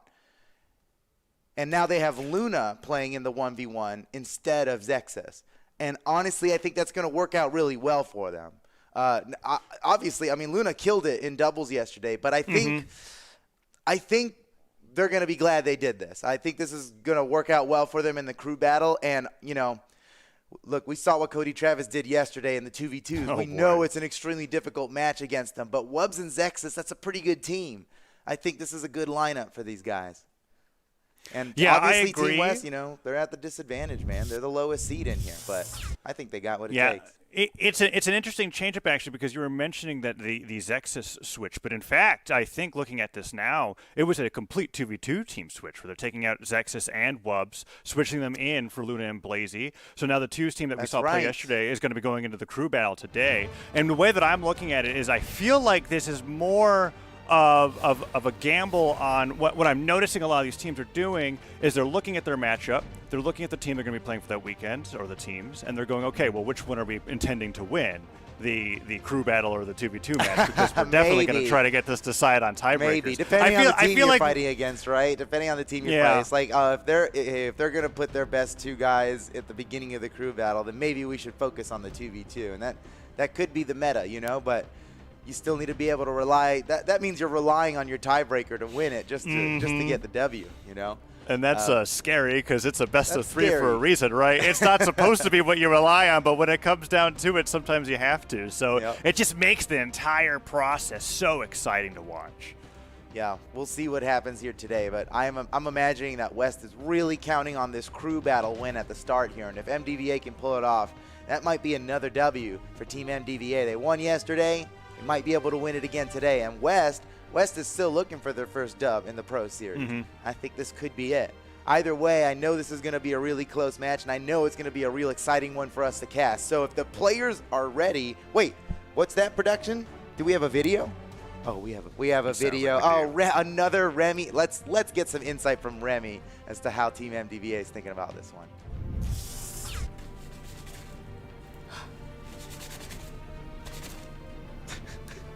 Oh, didn't see you there. I'm Remy from Team MDVA, and this weekend we're taking on Team West.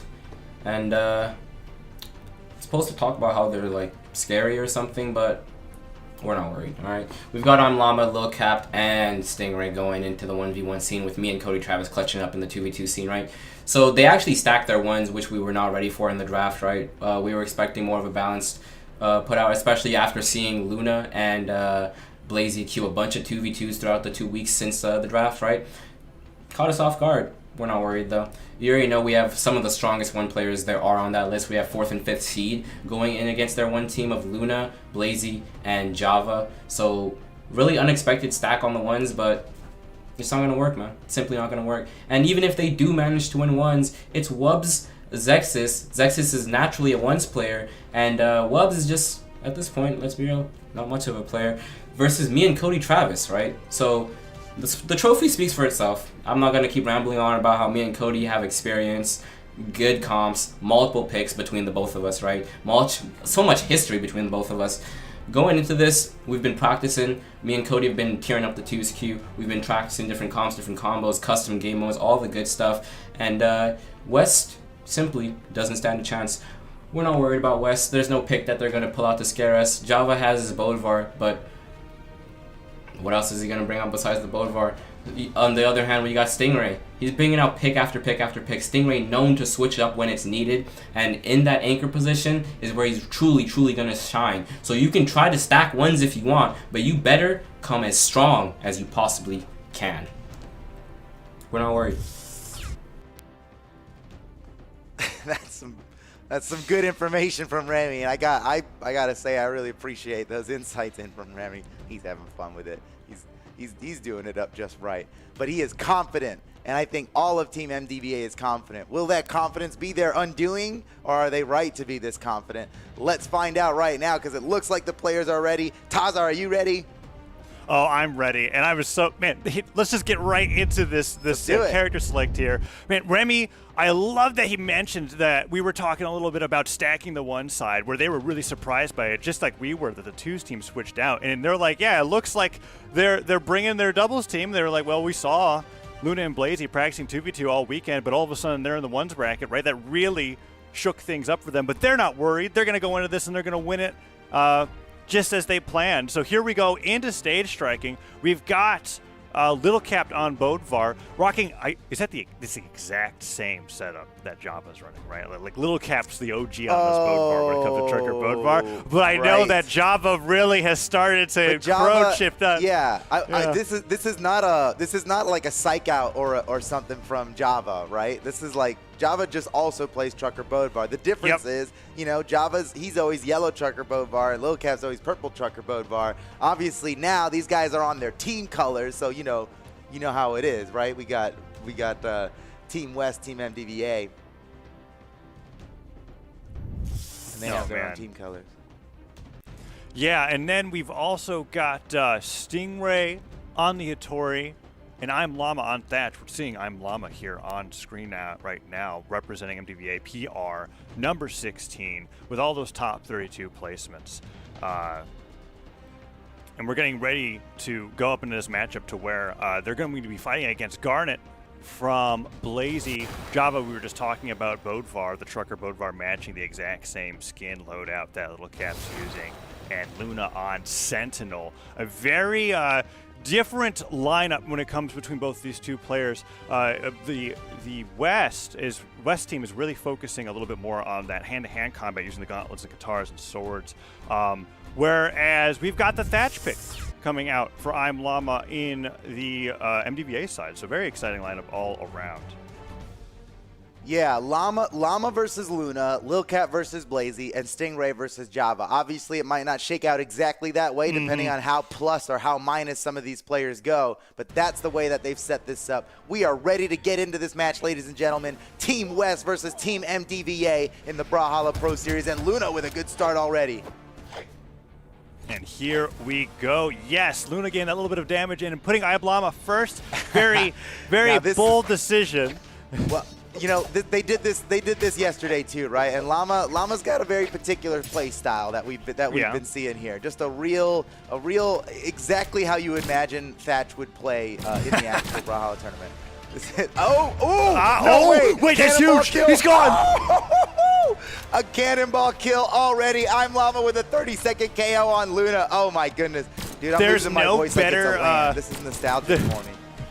There's no better moment for when you say plays exactly like how you'd expect a Thatch player to play. The cannonballs for a come cannonball through, kill. and then Luna just gets disappeared. Oh man, what a great start coming out. MDVA now Luna getting that stop side air, switching straight over the guitars, gets the neutral sig on I'm Llama's recovery, and is trying to even things up. Oh, he's got to be careful. Those cannonballs are covering the edge of Apocalypse so well. Yeah, he's recalibrated now with those cannonballs, and hopefully he doesn't get knocked by one of those again. Oh, man. Thatch's down sig on blasters with the cannonballs. Oh, my, not again. Oh, what? My God. Llama, he's just putting the cannonballs right where they need to be, and Luna is running right into it. Now what's he going to do? Llama has a chance to go up 3 in this game. That'd be ridiculous. Against Luna, they were really counting on Luna to kill it in this crew battle. Luna's one of the greatest players in the game. He's been ranked 1 on the ranked leaderboards many times over. You know, he wins tons of community tournaments. He places top 32 all day in the big majors. He he beats Llama in terms of stats alone, but here Llama is just cannonball grabbing this guy up. He's still not dead. Oh my God. I know, he's still living after a hammer slider from center. Okay, Luna got him. distance. Good thing Luna got him. His team might have been real upset if he didn't. Yeah, taking a look at how the teams are situated here, we don't have a Midwest situation where they're throwing what we would consider their anchor in on the very first game. No, their Llama anchor is certainly Java. If this goes to a tiebreaker, it's all about Java. They're definitely counting on Java to really hold it down. For MDVA, I imagine it's the same case with Stingray sitting in the back. But here's I'm Llama nearly 3-stocking Luna in the opening of this crew battle, and that's making me think that every single one of the players on that team has the potential to provide a performance where they're going plus on every single stock, and it's going to be up to West to really crank it and make sure that they don't get hit by this guy not get hit by the cannonballs on the match down stick. I'm talking like, and what I'm Llama's doing is so great with these. He's using the down stick as Luna is jumping back to the stage so that the cannonballs hit Luna before they get their jumps back from touching, and that's resulted in 2 of Luna's stocks going away in orange. Here's I'm Llama's finally going down. Even though Luna lost 2 stocks so hard right in the beginning, look at this. He's already equalized the stock. Damage is not equal. Sure, chances are Luna's going to go down here in just a minute, but I think he's really done a great job equalizing here. His team was in a really tough position, and Luna brought it back. I mean, he's now made it a winnable situation for the team. You know what's he almost dropped. About, he fumbled, but he picked it back up and kept running. You know what's beautiful about crew battles that I'm thinking about now? That you couldn't do this in a best of 3 or best of 5 1v1, right? Where Luna can actually go for an offstage guitar gimp that results in him losing his stock first, and then I'm Llama losing his stock, and it's still a worthwhile trade. It would be it's totally worth it. Yeah, point. you can't do that in a 1v1 because it's over at 1 stock. Well, there he goes, Llama taking out Luna, and now we're on to the next Team West player, Blazy, coming in now on Petra, a.k.a. Garnet. And that's a really good start. I'm Llama hitting him with the downers and side airs, putting him off the left side. Blazy wants to equal this up as quickly as possible. Has the orb first. Maybe Gauntlets is what he'll want to cycle to as he misses that sidelight, and a beautiful gravity cancel down, like reading preemptively. Blazy jumping off of a sidelight miss. Really nice job from I'm Llama on the blasters, who's really been doing a good job in this opening. Look, his movement is so smooth, and he's playing the zone like you should with blasters. But now he's got no blasters. Now Blazy's got full weapon control here. This might spell the end for him. Llama now with the sword. Let's see what Llama can get done with the sword here. Blazy is so close to just taking him out, and he couldn't get it done too soon at this point. He's already Llama's going plus here. He might actually take another stock here and go +1. I'm Llama is playing so well against both of the players he's been up against so far, because all of his punishes are basically just destroying Blazy for jumping off of a whiffed option or just any miss. I'm Llama's coming in, he's jumping backwards, and then he's side-airing Blazy in the position that they are after the move doesn't connect. And now we're in a situation where they both have even damage. Can Blazy take the stock, or is I'm Llama going to go plus before they go down? It's looking good for MDVA so far as that down stick whiffs. It's looking real good for MDVA so far. I mean, even if Llama doesn't get the stock, he's got Blazy in red. The health doesn't get reset. This is a very good position for Team MDVA, but down stick would be huge. How long a stock can last at red? Finishing it off is big. Llama just went +1 there. He's taken out 4 stocks with just his 3, and he's still going. Holy Llama's cow. Crazy. That entire last exchange was like a good 20 seconds of Llama playing footsies, waiting for the jump punish, gets the side air, takes the stock. He goes down, but that was an incredible maneuver coming up from Llama that gives his team a 1-stock lead as Little Cap's now up to bat against Blazy here. As we were talking about earlier, right, the ideal matchups that are going to be coming through this crew battle have finally started. We've got that player 2 versus player 2 situation. Yeah, and I think they were counting on Lil Cap in the middle. They talked about having Lil Cap in the middle because of his consistency. They're expecting Lil Cap to go even. You can trust in Lil Cap to take 3 stocks, and that's all he needs to do. We'll rely on one of our other 2 guys to go plus at any point in the match, and then we win. That's all it takes. So it's up to Lil Cap here to just keep it steady. And you know what? Obviously, he's not looking to just go even. All these guys are trying to kill it. Right. They all want their moment of glory. The 9 stock. What's awesome about that scenario is that when you're in a situation where I'm Llama does as well as he did, nice, and he takes 4 stocks instead of 3. Little Cap getting a par is still a stock lead, right? Yeah, So this is a great position to be. I mean, consider the lead that they had, and consider that Little Cap just deleted another Blazy stock. Like now they are way ahead here. Yep. Oh man, and then that's not to say that Little Cap doesn't have the potential to just 2-stock Blazy altogether. We're talking about how consistent he is as a player, but Little Cap's definitely there's reasons why he gets to the top 8 so frequently. Yeah, and that's because he's got that ability to smash players. Oh man, he's a top tier competitor. You know what? And not just in Brawlhalla too. You know, this guy competes in other fighting games. We have cheered personally. You and I have cheered for Little Cap on stages for other fighting games such as Tekken. Yeah. You know, Little Cap's he's out there competing, man. He's just a winner. When he goes to Lance, he's carrying about 3 to 4 different controllers depending on what he's playing. Right? He's got a keyboard, he's got a fight stick, it's like whatever he needs. He's got his GameCube controller. Okay, and here we go. He's doing Scoop great. He might actually take Blazy out. Oh, no. That's it. Oh, that nice job by Blazy. That was just barely enough, too. Yeah, and that I feel like that was credited to Petra's high force there, too. Just being able to knock him out on the side there. Silent Sider perfect on the edge of the stage. On the edge. He was as far over as he could be on that edge without gravity canceling the side light. So here we are now, Blazy, one hit from death, basically. How much of Lil Cap can Blazy chip away before he goes down? And not very much. Lil Cap keeping the 1-point lead. Or 2. It's a 2-stock lead. He raised it from a 1-stock lead to a 2-stock lead. MDVA is +2 right now. It is so hard to come back for a +2, but you know what? That's why Java's in the final position here. Team West is counting on Java to absolutely shred this. But it's going to be tough enough to take out Lil Cap in this mirror match, no less, by the way. These are, in fact, these are our 2 most premier Bodbar players in Brawlhalla Esports. And how appropriate it is that they both use the same skin.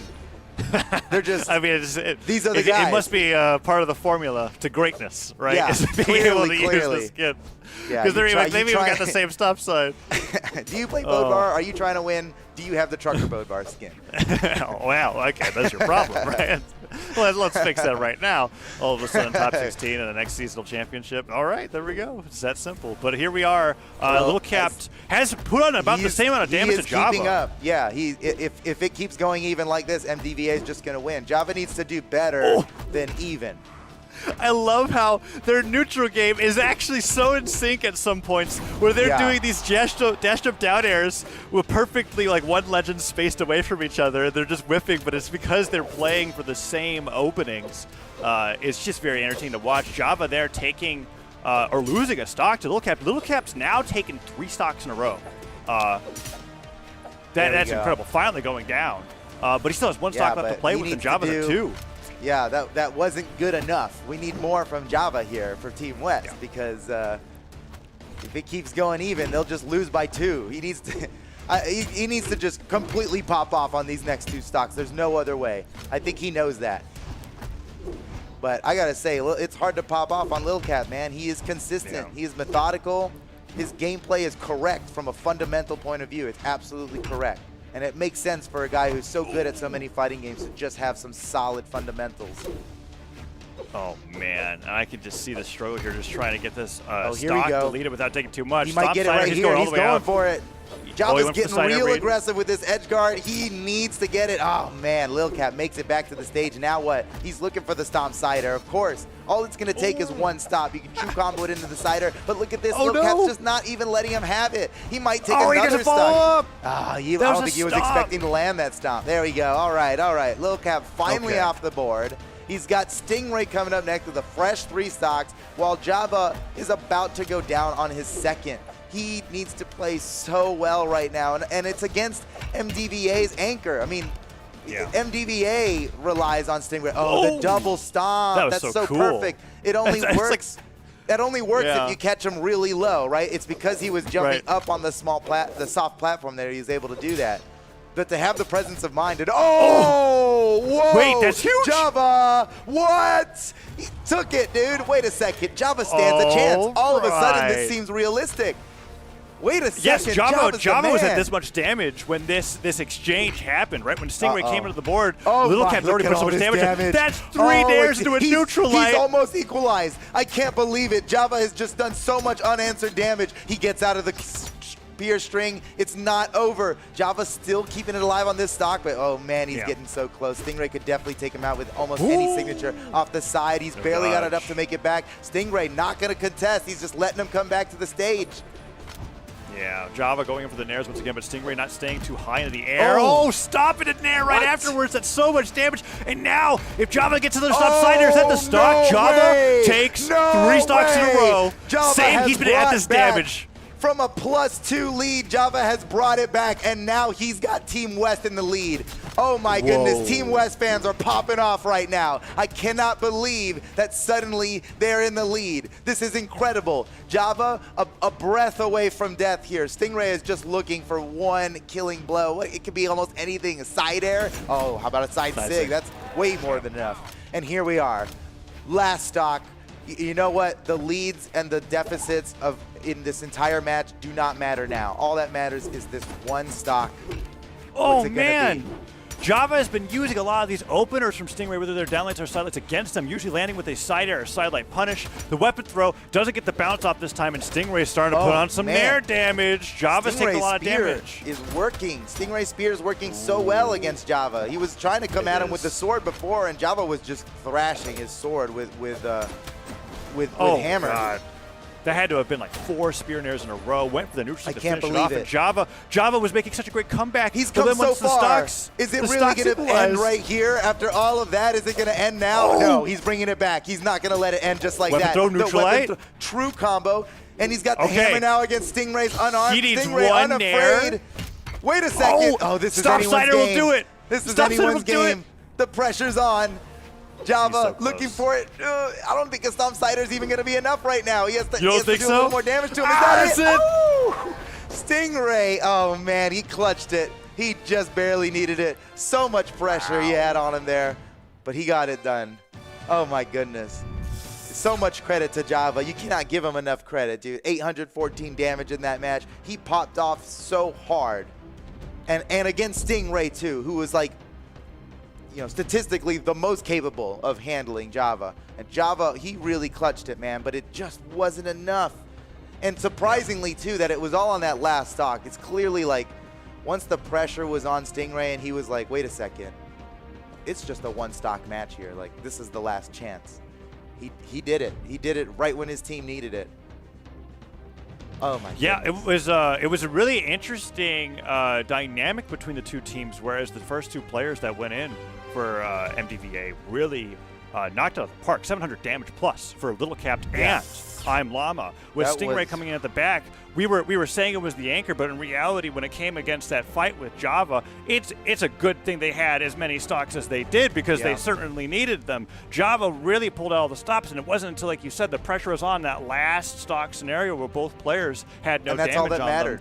That Stingray got a hold of the spear. To one stock, that was it. But you know what? Team West is looking like they're in a pretty good spot. Luna did an incredible amount of damage, nearly 500 damage, and that was with Luna's first 2 stocks getting deleted almost immediately. He barely did anything on those first 2 stocks because he got thatch cannonballed in the worst way, right? So I think both of those Luna stocks having a slightly orange, better match, a slightly better game for Luna, and I think Team West is going to be golden. And honestly, Luna did great. But he did all that greatness with just 1 stock. Imagine if he played that way with all 3 of those stocks. They should be golden. I think they made really good out of a really bad situation, and maybe with a better start. That's all they're going to need. Yeah. But man, that was close.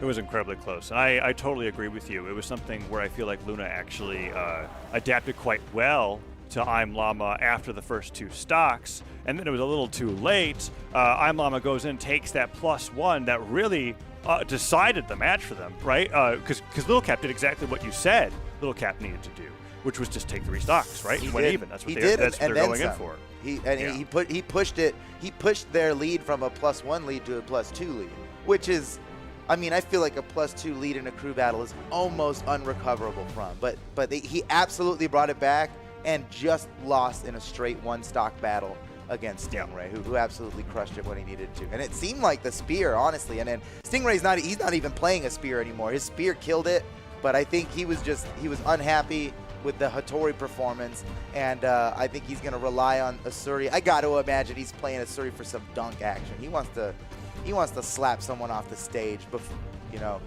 a lot of these guys were whittling them down to red, and then we're killing them off the top of the side. And I think Stingray, he wants a gimp. He wants to take somebody out before they even get to red.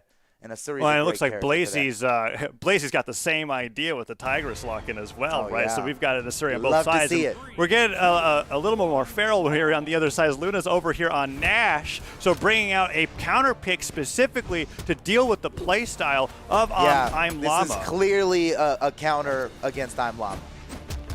Yeah, you don't exactly need a ton of dexterity when you're just trying to delete a Thatch at orange. And every single one of Nash's signatures are going to be hard-hitting. The hammer's so reliable as well. I Am Llama not quite getting the signature follow-up after that downlight they were looking for, but already a better start than it was in the previous game. One, because I'm Llama doesn't have the blasters, and two, because Luna still has 3 stocks. By this time in the last game, Luna already lost a stock, so it's going pretty well for Team West right now.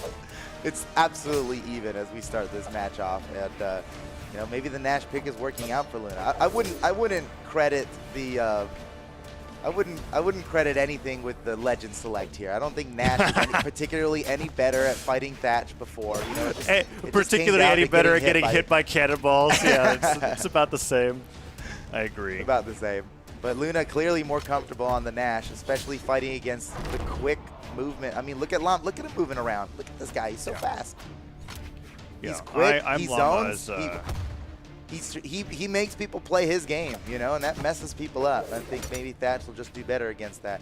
Llama's still taking out the first stock and still getting the lead for his team here, but Luna's a lot closer this time than he was last time. And a perfect neutral signature. He waited the heartbeat. He read that he was going to do a neutral dodge there and punished him so perfectly for it, but it wasn't enough to get the kill.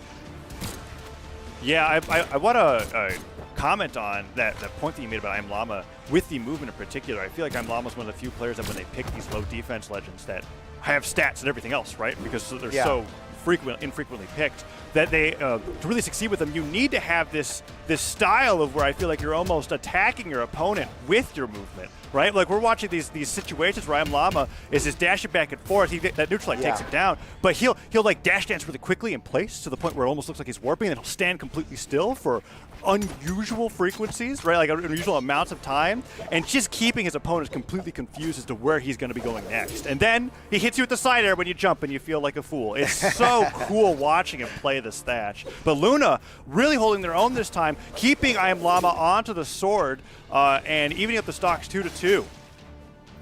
Oh, nice slide up. Oh, no way. That's just enough? That killed. That, like, just barely killed. That's such an early KO. Oh, man, that's goodness right there. Down light, jump, gravity cancel, side signature. He landed it. Oh, man, Llama's so fast. Whoa, and he's getting all of these downlights too off of these whiffs. That's something that I feel like I'm Llama's really got to get to Luna as a player, is that Luna will miss the side light or an attack on the ground, and I'm Llama jumps behind them and pivots the gravity cancel downlight that catches Luna as they're jumping, and they're getting so much mileage off of this that they're going to start off with like a +2 at this point if Luna's not able to equal up the stocks right here and now. Yeah, last time Luna did do this. Feeling good. Oh, man. Llama didn't do poorly or anything yesterday, but I think he has got to be happy with his improvement here today. I mean, what a performance. He's just winning. You got both games of his crew battle, and he's killing it.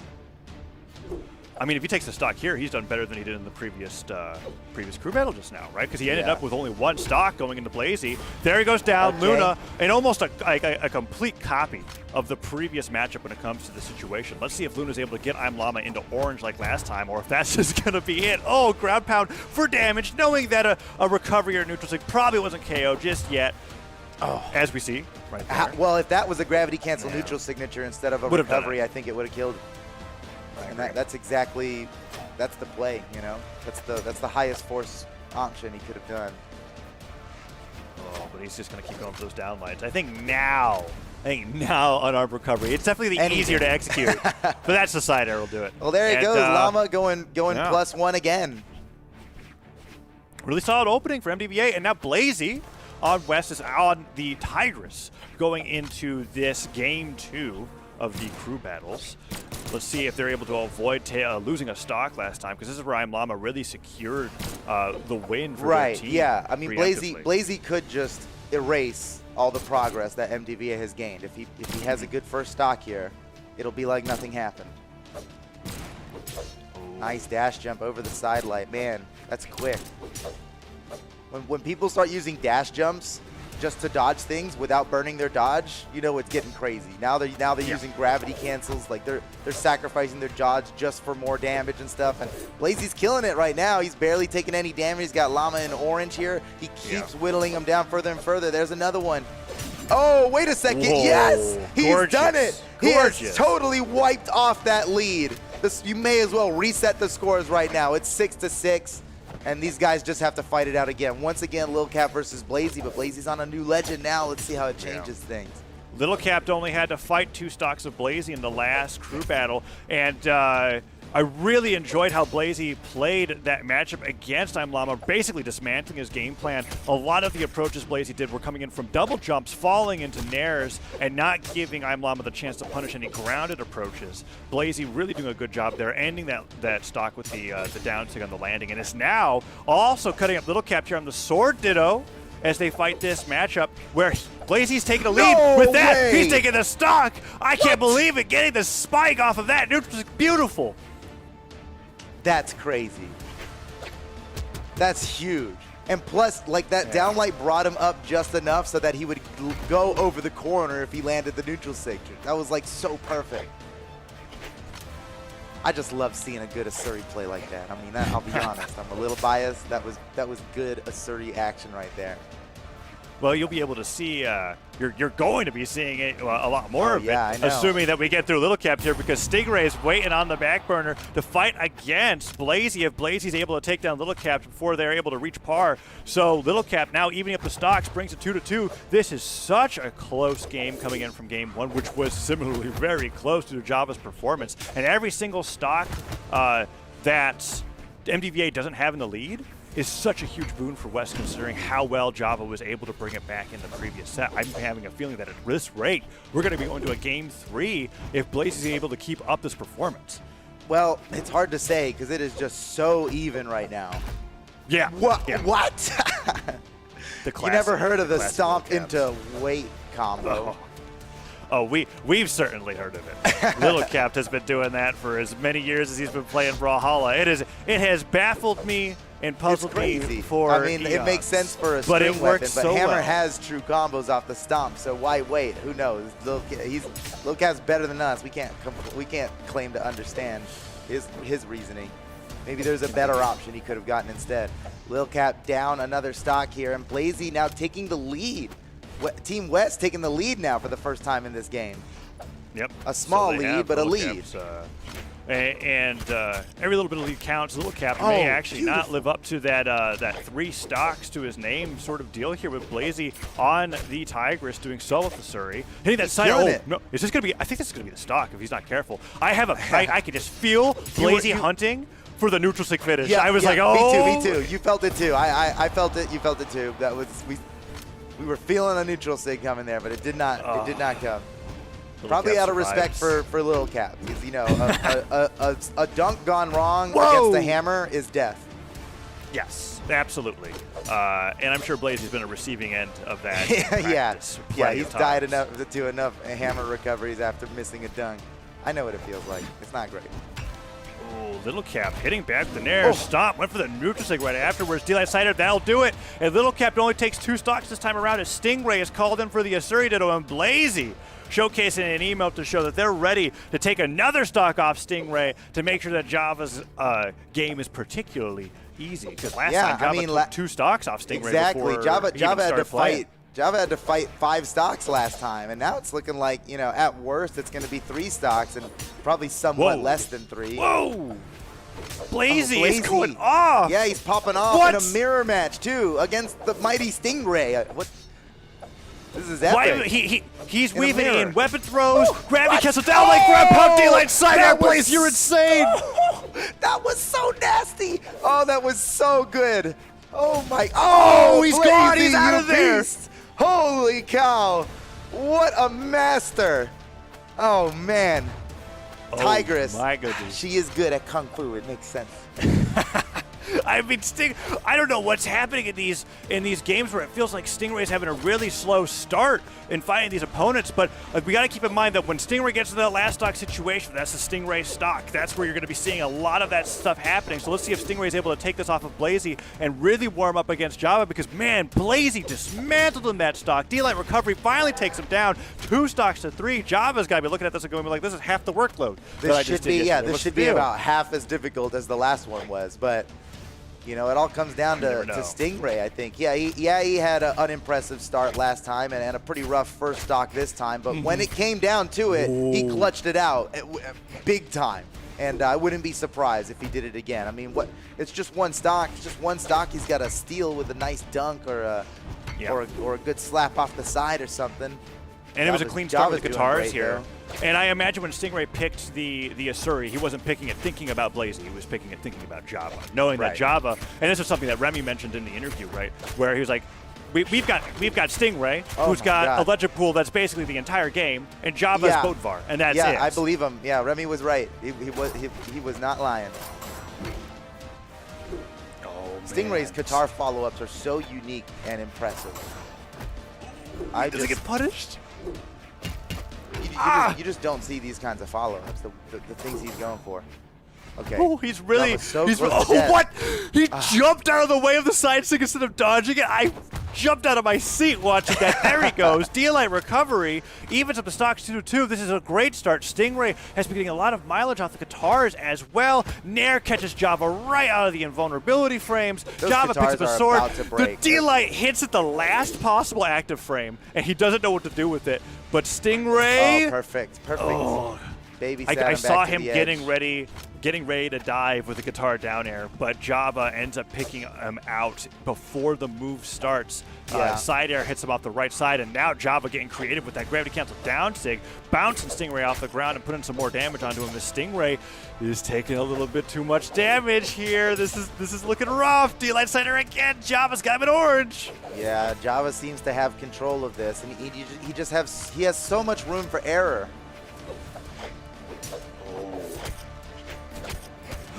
It looks like we might be going to a game 3 here. Unless Stingray pops off incredibly, I think we might be going to a game 3. Let's find out. I have a feeling that if Stingray takes this stock from Java, Stingray might win the entire match. Your wish is Stingray's command. Coming through. Oh, look at that. Okay. And I'm telling you, it's the Stingray stock. I am ready for the Stingray pop-off. Oh my goodness, I'm losing my voice. Don't worry, guys. I'm not sick. I've been screaming too much. You know how it is.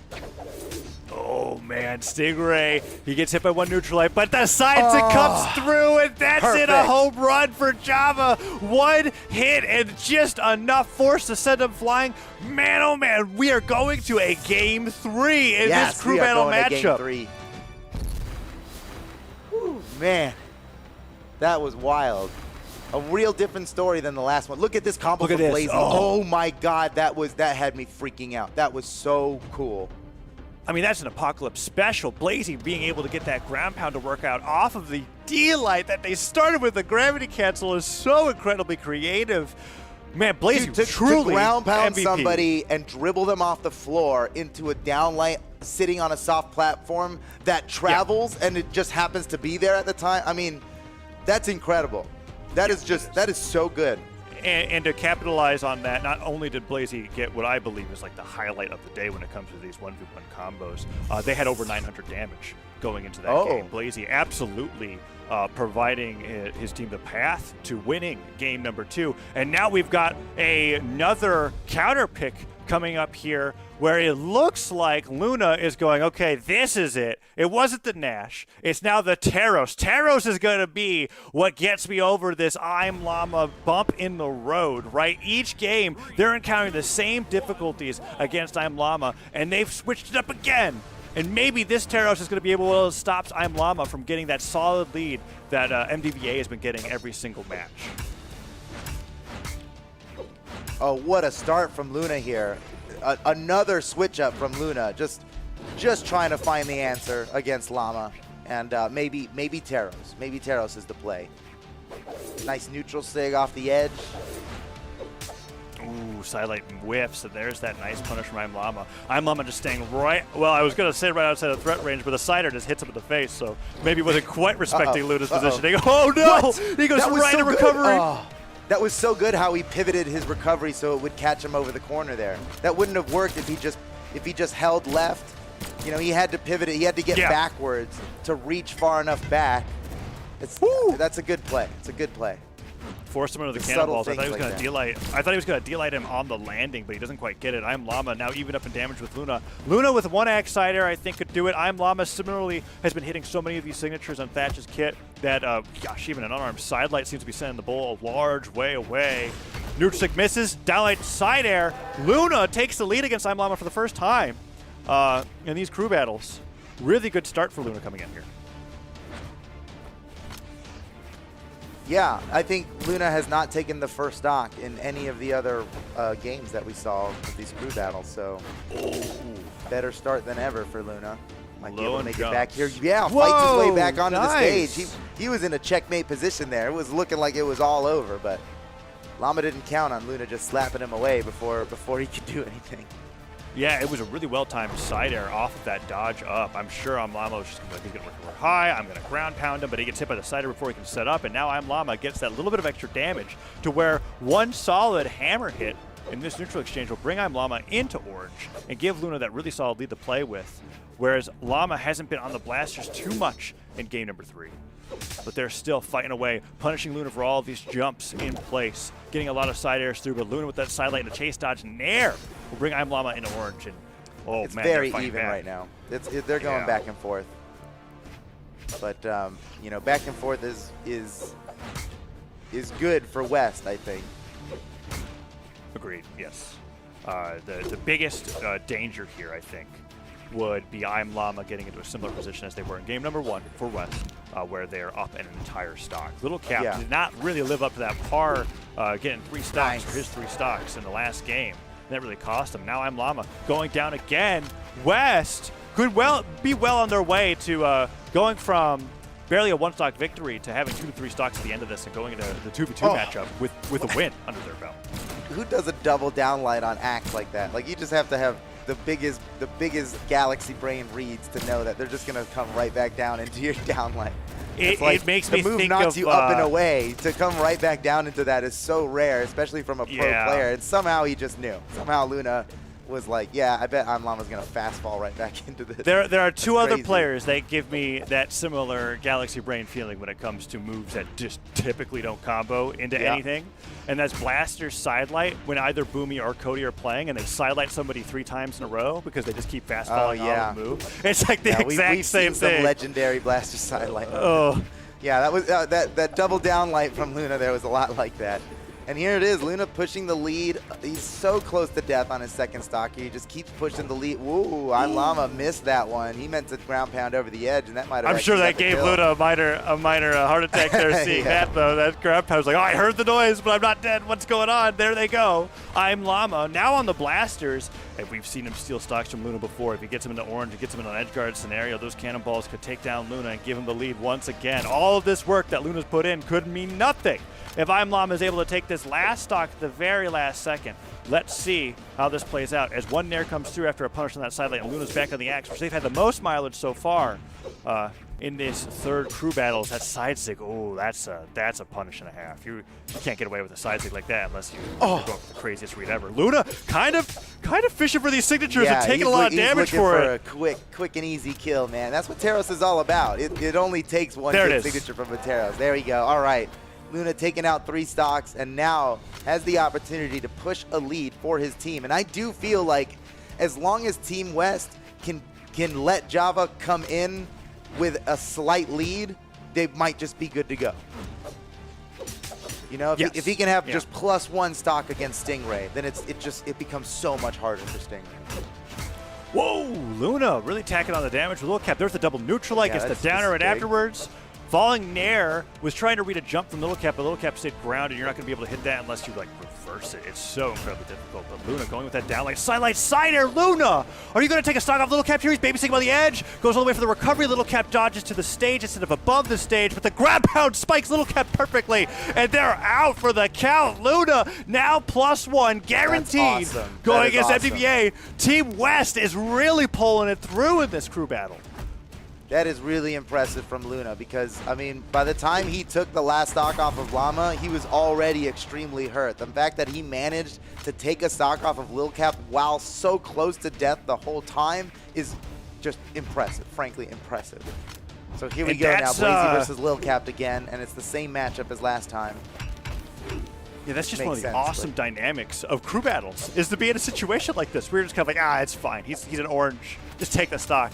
Oh, all right. Well, now we're down a stock, and you have to really think about how you're going to be playing going ahead against that. It's all about that outplay potential.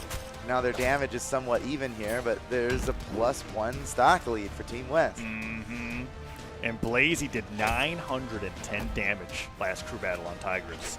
And that was over the course of taking 5 stocks, I feel like 4 or 5, well, before having Java rotate in. So Blazy really putting in the work. Neutralite hits.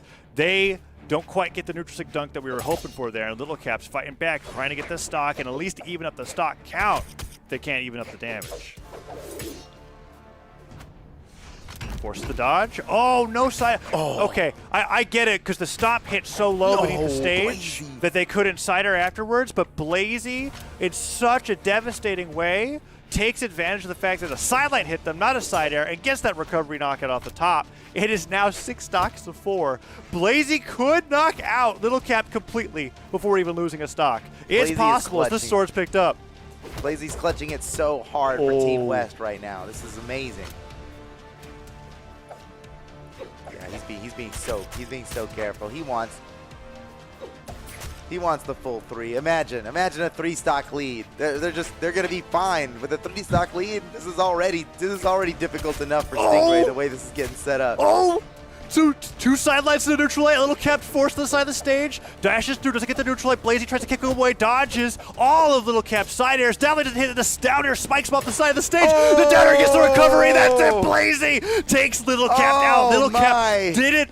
He only took Luna's stock, which was in red to begin with, and lost a stock to that. Little Cap absolutely getting demolished. Stingray, 3 stocks to 6, and Blazy's continuing the hurt. Are they going to take another one? Dude, Blazy. Oh my, Blazy MVP, dude. What? He's killing it so hard. Holy cow. And Blazy now in a has mirror the match most against Stingray, the mighty Stingray, the famous Stingray. Okay, Blazy finally loses that stock. Felt like he was at red, 3 stocks red for like 6 minutes now. I mean, I don't think you're wrong. You were saying that to like exaggerate, but it really felt I like was that trying he was to just exaggerate, but that was a little realistic.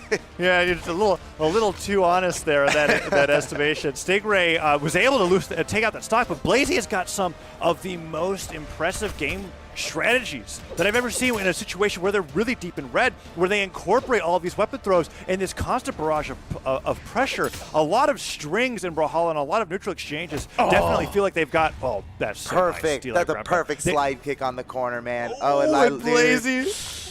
Apply pressure in so many ways. That's so good. It's a great emote for the situation at hand. Yes, definitely. Because that's the vibe he's putting out right now, is that he is winning and he is dancing about it. So Blazy just did it again. Stingray has an opportunity. Wait, he got him. That's a quick stock right there. Okay, this could be the beginning of the epic ultimate Stingray 6-stock comeback. Yep. It's going to be up to whether Blazy takes the stock here. And Blazy tried to get that really nice and early. Neutral comes through, doesn't quite grab him. Grave Castle downlight trying to get the extended range, like the very max range of the downlight to connect. He doesn't quite hit it. Now Blazy's over the sword, and I'm looking forward to these dash jump weapon throw follow-ups. Blazy keeps these strings going so well by weaving in their weapon throws and picking them up right afterwards. It works so beautifully against Stingray, and this could be another stock for Blazy. Oh, a side air just barely misses, but the D-Light recovery gets it. And he's eating some pizza for that one. Speaking of eating some pizza, Java, you could probably get up, right? You could probably go out and get some food right now because you're not playing a doubles. I don't think you're playing in this crew battle either. It looks like Looks like Blaze is going to be Wait fine. a second. Oh, man. Get excited when you see a Desuri dunk like that. Dude, Blazy ate 3 whole slices of pizza between those stocks. I mean, now he's got to be a little bit bloated. I feel like that might slow him down, you know? I know. You got every step that you take, you can just feel the pizza moving That around. was a quick 3 slices, too. I mean, that's a lot of cheese. It's all right. We've got plenty of. Okay. He goes down. We've got plenty of emotes that allow your legend to nap, right? So like, just choose the right one. Make sure you digest it. We'll come back. Java's coming in. 3 stocks to 1.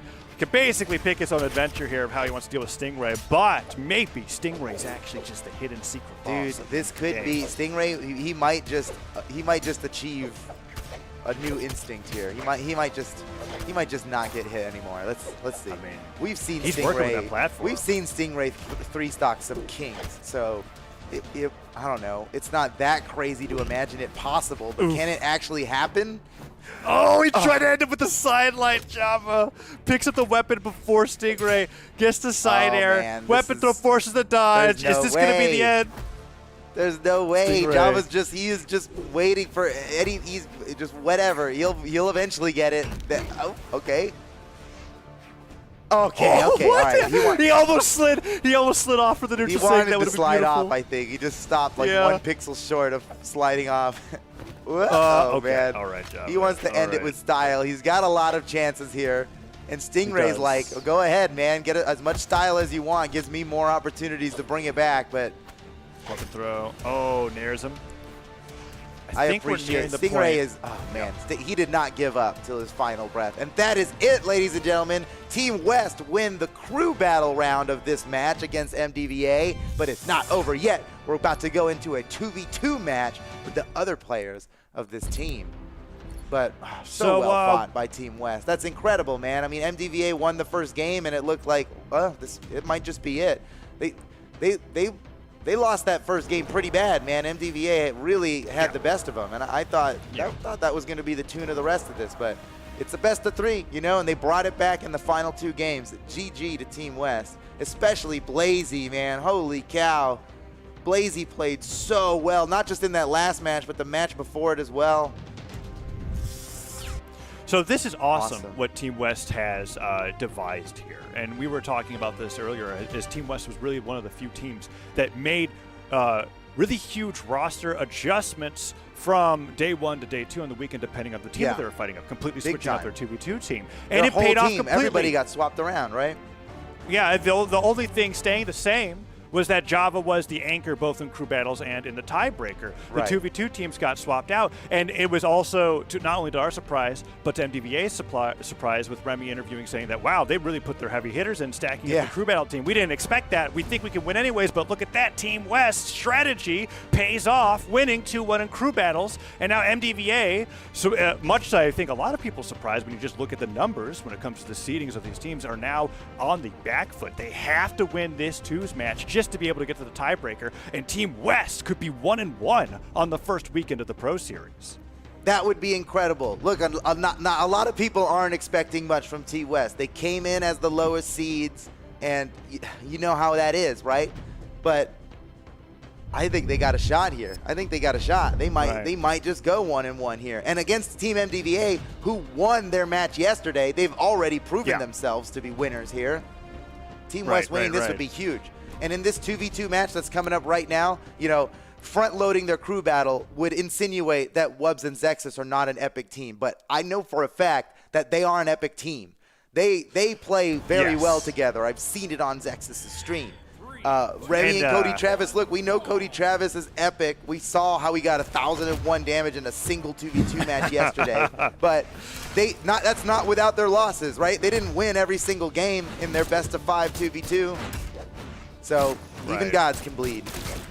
And what's awesome about this situation here, too, for Wubs and Zexus, is that they don't necessarily have the same amount of pressure as being the ones deciding whether they go to the tiebreaker, right, as Cody Travis and Remy have. And we're in that scenario, which is one of my favorite things, where Remy is kind of sleeping on Wubs. He's kind of saying that Wubs isn't exactly on the same caliber as everybody else. But look at that! There goes Wubs What is that? Super early stock. That's 30 a seconds. side sig.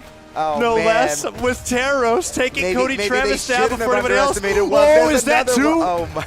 Wow. Is that 2 knockouts for Wubs? Oh, Remy goes Zexus down. finished it off. Zexus and Wubs are just smacking him around. Axe and Hammer. Cody is getting that extra credit applied onto him now as Wubs and Zexus are up 6 stocks to 4. Zexus goes down, but a really strong start for Team West, and Remy is trying to even things up. Wubs has the resources to make it back, and Zexus just waiting for that perfect weapon spawn, and there it is. Let's see what Team West can do.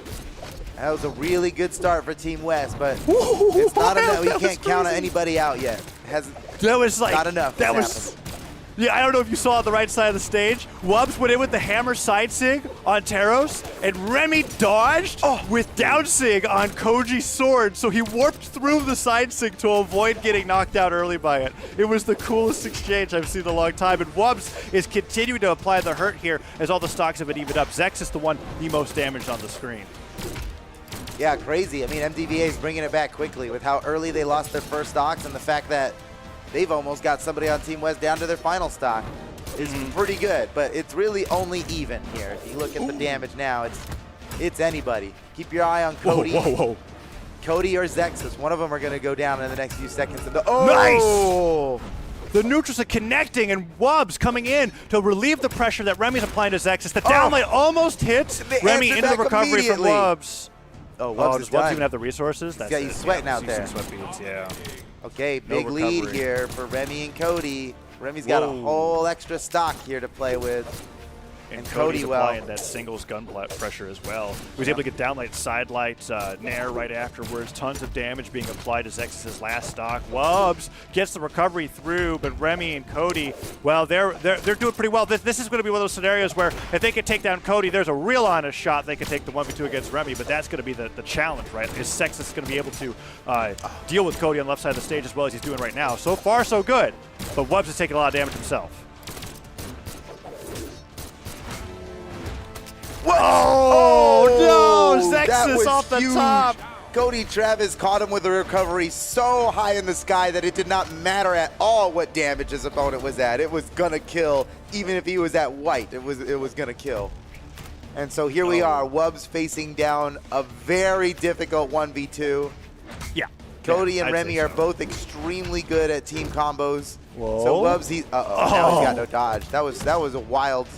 I guess you got to get wild if you're going to win this 2v1. It was like if he did a neutral sig there, maybe he would have caught Cody trying to recover high. I think the side sig was expecting a fast fall, and you got to go for crazy stuff like that if you want to win a 1v2 against Remy and Cody. Like, look at this. Cody's been in this position so many times before. He's like, I'm going to stand by here.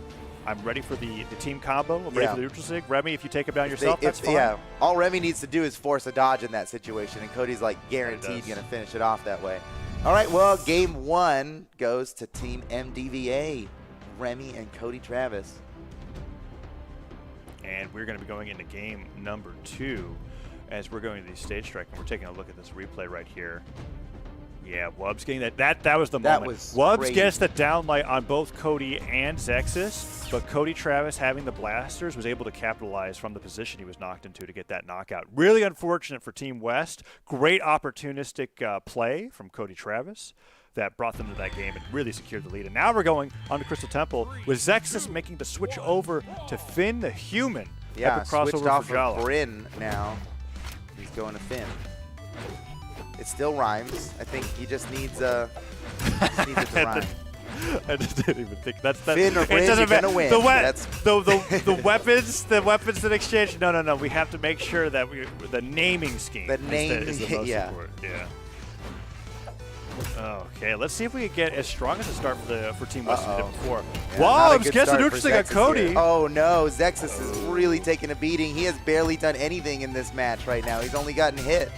Oh, okay, no. Oh, beautiful. That's so bad. Remy gets the friendly fire on Cody, and because the neutral sig is what hits, he's standing there for like 45 seconds. He's just staring at his handiwork. That is the worst move to land on your teammate. Not only that, because it's a signature that does a bunch of damage, but because it locks both of you in place forever. Just let Wubs set up for one of the hardest hitting signatures in the game. And that scored a KO onto Remy and hurt the hell out of Cody too. Oh, man. Uh-oh. Oh, but Zexus kind of taking a beating, and Wubs goes down as he tries to save him. Zexus on the left side of the stage with Finn. dodges all the way through. Wubbs is able to pick up a new weapon, but the D-Light recovery puts Zexus high in the sky, and Wubbs is really just being ignored. I feel like Cody and Remy are hunting Zexus down, and it's working really well as Wubbs just isn't starting. Yeah, that totally makes sense to do in this situation. I mean, Finn's got a real low defense. If they can just keep beating him up, you know. Yeah. And plus, if he's in hit stun, he's not hitting anybody with all that strength. And Cody's doing such a great job. What they're doing is they're neutralizing their side air Wubbs. Oh, ground pound comes through, down air hits. That's crazy. Enough force. Oh, man. 5 stocks to 2. That last one was close. This one is not as close. I like what Zexus was thinking. Switch to the Finn. You got the naming convention. It rhymes. You have some weapons that switch over, and you weren't too concerned about the defense because I guess Zexus was losing their stocks pretty early on. Anyways, so you might as well get a better signature kill. Whoa, okay. I thought that was it. Oh, that would have been so good for them. But even if they got it, look, even if they got it, it probably wouldn't have been enough here. Now Zexus fighting a very difficult 1v2 here, 1 stock to 3. I love how Remy's go-to follow-up off of Cody Travis neutral light with blasters is a sword ground pound. Like, he is all about maximizing DPS. The ground pound, it gets him in quick, it gets him out quick, and it's the highest damage move he has on sword.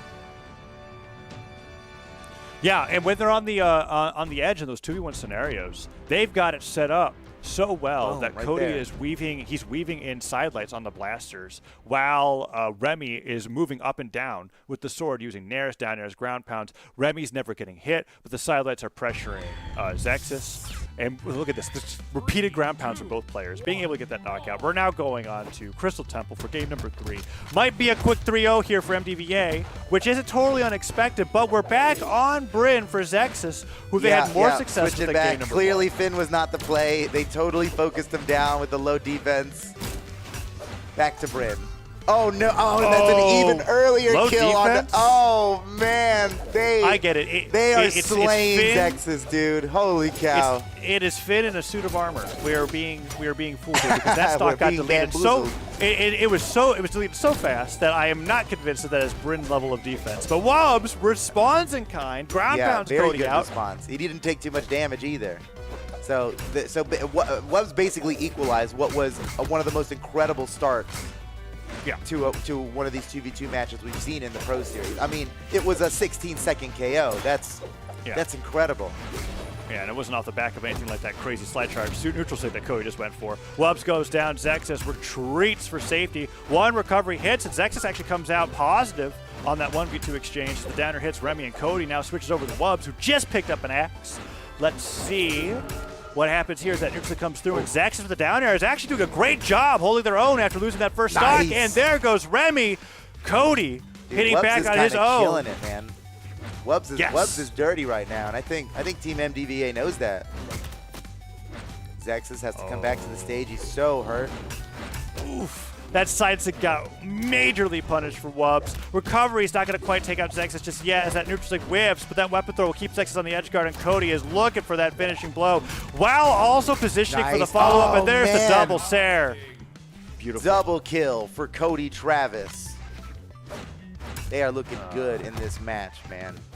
Indeed. It's grim for Team West in the 2v2, but that's why we're talking about the strategy, right? They know that they were probably putting in maybe not the best 2v2 team that they could offer with the Pro Series team lineup that they've got, but they won that crew battle with the strategy they employed, and they're still providing a challenge. In fact, they brought it all back. Forget what you know. This is now, it's an even match. Anything can happen. I just have to continue casters cursing this team because I was like, I'm active, like, okay, and they are 3-0. No way they can bring this back. Brings it back. Okay. Brings it back. Well, great. I mean, I'm not complaining. I'm ready for a game 4. Let's see what Wubbs is able to do as that sider comes through. If a side sig from Wubbs on the X comes through right now, I guess he gets to the stage where Cody is. Into the side sig. The side sig wouldn't have landed without it. 2v1 here for Zexus, but it's not impossible. It's not going to be easy, but it's not impossible. Yeah. Let's see if Remy continues to play offside the stage like that. Cody's not on the blaster, so he can't provide the same support that he was able to before. I can't believe Zexus is doing gravity cancels off stage while there's 2 people chasing him. He needs the dodge. You can't use the dodge on a gravity cancel right now. Oh my God, he's crazy. Did it again. He's crazy. But he's living. Oh, ground pound? Oh, he goes to the sideline. He doesn't quite get it. Remy and Cody are just hunting Zexus on the left and right side of the stage. What? Okay. Downlights. Bam. That's why. That's why he did it. He was swinging for the fences, dude. He was just going for home runs there. GG, another win for MDVA. And that puts him up now 2-0 in the set here. We might be seeing a 3-0. No, that was 3-0. What? That's that just how was, you're fast right. That was. Because we had the counter pick on Crystal Temple with the Finn the Human that like lasted for 2 Crystal minutes. Temple twice, but it was Bryn, then Finn, then Bryn into no win. Yeah, into no. Wow. No win for the Bryn or Finn. What? It's a sin. Oh. GG. That was MDVA bringing it back there, and well, Haza. It's tiebreaker. That means we're going to a 1v1 tiebreaker, huh? We are, and it's How between Java exciting. and Stingray. Yeah, which we got a little bit of a sneak peek at already, right? We saw them, but they never fought each other with like an even amount of stocks, except for that one where they were both one stock, right? But this is going to be a straight, clean, best of 3, 1v1 against the 2 anchors of these teams. The player that each team decided, you are the one. If it comes down to it, we need you to win it for us. And that all that responsibility is on these 2 players for these 2 teams. Stingray for MDVA, who is he's still a recent pro. I mean, he popped off in like 2020, and now he's a legend already, right? Some of these guys have been pros since 2015, you know. Stingray, he's a pretty recent pro, and you're forced to respect him. I mean, his presence is overwhelming. He is here to win it. But Java has also a similar story, kind of coming in maybe even a little later than Stingray did. And these both are now some of the greatest players in the game. Yeah. And so here we are. They're fighting out the 1v1. And we saw Stingray fight a 1v1 tiebreaker yesterday, and he also switched it up to Ragnar. And, looks like we got a bit of a lag reset situation. That we do. As per the rules, they get that small amount of time in the beginning to SD if there's any kind of connection issues or whatever it is. So I'll reset it. We'll get back into it. It's such an interesting matchup between these 2 players because you were talking about how they're both relatively newcomers to the pro scene when it comes to a lot of relatively. I mean, it's been long enough now, I guess. It's been, yeah. But, I mean, when your power ranks compared 4 to some of and these 10, other guys, when you're power ranked 4 and 10, you've obviously been playing in the scene for quite a bit to have such a prestigious ranking. But what's cool between the 2 players is that Stingray, I think, provides a lot of what STTP Wilson did in the past, which is this pro player who has this absolutely bottomless legend pool. I mean, we've seen him now break out 3, 4 legends just in this Pro Series matchup alone, going from a Tori to a Suri, now to Ragnar, opening up against Java, whereas Java is very much astutely a Bodvar main, and we've rarely seen Java do anything else differently than that. And they play so differently, and their matchups are so unique that it ends up being one of my favorite matchups to watch.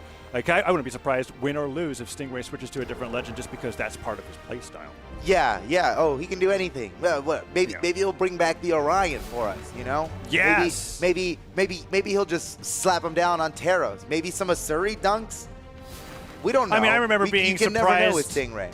But that I think he's Stingray relying brought on out the Scarlet with the Costlix loadout. That happened at a tournament recently where I was kind of like, wait a second, who am I watching for a minute? Like, that's just something that happens. So we're going to stage striking now. Same legends. We're getting ready for game number 1 of this best of 3 tiebreaker, where Team West could potentially upset MDVA and result with both teams having a 1-1 total scoreline over the course of the weekend, which would be incredible for West, which, like we were talking about earlier, right? We look at those numbers, we see the double digits, and we go, Team West, you know, it's There's whatever, no way right? around Sometimes it happens. You know, the stats have them as the worst seed in this tournament, but you all know that seed isn't everything, right? Right. And that's why this is the Pro Series. Nothing else matters right now other than Java versus Stingray. Java versus Stingray. It's all up to this. The tiebreaker deciding it all. Crew Battle went over to West. 2v2 went over to MDVA. And now we're here on Mammoth Fortress for game number 1, where Stingray is pulling out a lead with this damage on the guitars. I know that when we watch Stingray versus Java in the crew battles, despite, like you said, the stocks and damage being rather lopsided, I felt like Stingray got the most mileage off of his guitar play on the Asuri. So it makes sense to me that Stingray's focusing so hard on them here into this game number 1. Recovery hits through. One more of those could certainly do it, and a side air would absolutely do it. Oh. As that sider comes through. Wait, it was It's center like, stage. it's like he was listening to you. Oh, Java, what a clever recovery back to the stage. It was looking like he was done there, but he kept it going, and it didn't That's the matter stock. because as soon as he got back to the stage, Stingray took him out. Okay, All right, Stingray with a lead. pretty good lead here. He's only in Yeah. orange. He can take some hits and still be okay. And if we were just results-oriented from today alone, we would already say this is a massive improvement because Stingray was struggling so much to warm up against Java every time they encountered them in the crew battle scenarios. Whoa, that grab, Stingray. that grab pound He literally was scared really- Stingray off the map. It He was was so really good. expecting that recovery to land. He was going to land that recovery, chase dodge up, and be good. What he didn't want was to recovery to the wall and get hit with a checkmate ground pound because Java doesn't miss those, you know? So he tried to get clever on it, but he missed and then didn't have any jumps to make it back, unfortunately. That's some high-risk stuff from Stingray, man. When you got nothing left and you're still attacking in a way that doesn't get you back to the stage because you're counting on a chase dodge, that's for wild boys only. Yep. Yeah, and we got to see there sometimes the burnout, right? When you go for those things and they don't work, sometimes you fall sweating to the bottom of the stage. Stingray sidelines through with the neutral light, dashes back, double neutral light, doesn't get the recovery, but he's so close to be able to take off a stock with these guitars. Down, trying to burn the feet off of Java. Another one comes through, and Java can't get these side air punishes, and Stingray, while whiffing, isn't getting punished, and that neutral stick secures him the lead once again. That Ragnar Axe neutral stick is so good for being underneath a soft platform like that. Yes. It is like... Yes, indeed. I say this as a Ragnar player. It's a good one. That's where it's at.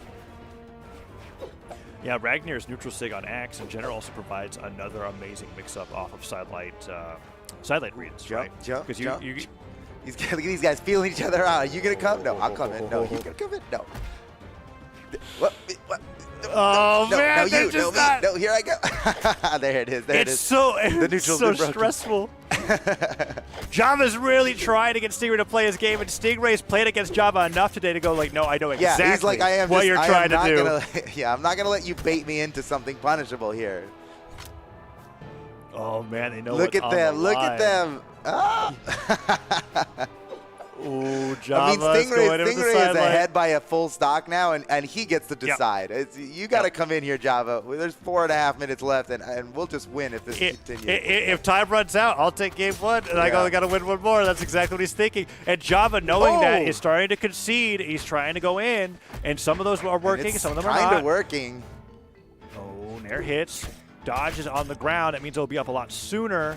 Java tries to dash jump in, but Stingray with the weapon throw dashing forward. Neutral light hits. Double neutral light. Recovery. Oh, 2 stock. dude. Java is now on match point. Stingray needs one more game. Over double the damage going into that game 1 of the tiebreaker. And Stingray on the Ragnar, I think you're right. He's going to stick with it all the way through. Java doesn't really have a clue against this legend. Dude, that last guitar combo from Stingray was pretty swag. Hold on, it's going to show up here on the... Look. What? Dash across... That was... Damn, it happened so fast I could not even commentate it happening in the replay, but... Yeah. That was epic. Whoa. I mean, reading the dodge into neutral light, dash, pivot, neutral light, catches the dodge, which means the jump recovery afterward is free. And that was like... I mean, he straight up caught him. That's like catching somebody with a downlight on spear after they dodge, right? Like he completely just like gotcha. I gotcha dodge. You can't come back now. And whoa, it looks like Java switched it up to Yumiko. Yeah, so That's everything a big that I was saying change-up. about Java only having one character is now out the window. Java has brought in the power pick. The deep break into his glass, pocket, a case I think. of emergency pick. We've got Yumiko coming up against Stingray here for game number 2, and we're going to be seeing some bow and hammer play coming out from Java. This is, the hammer I don't being know. the primary thing. Look, I don't feel good about this, but I'm ready to. You don't feel good about it? Well, I mean, we I'm just with you saw on it. we I'm with just you on saw it. when we were looking at Java's stats, one of the quotes from the questions that was asked of him, right? And they said, "What characters are you going to play in the Pro Series?" And he only said Bodvar. He was convinced that the only character he was ever going to use was Bodvar. So when I see a switch like this, to me, it looks like an act of desperation. But I believe that there's something to it I don't know.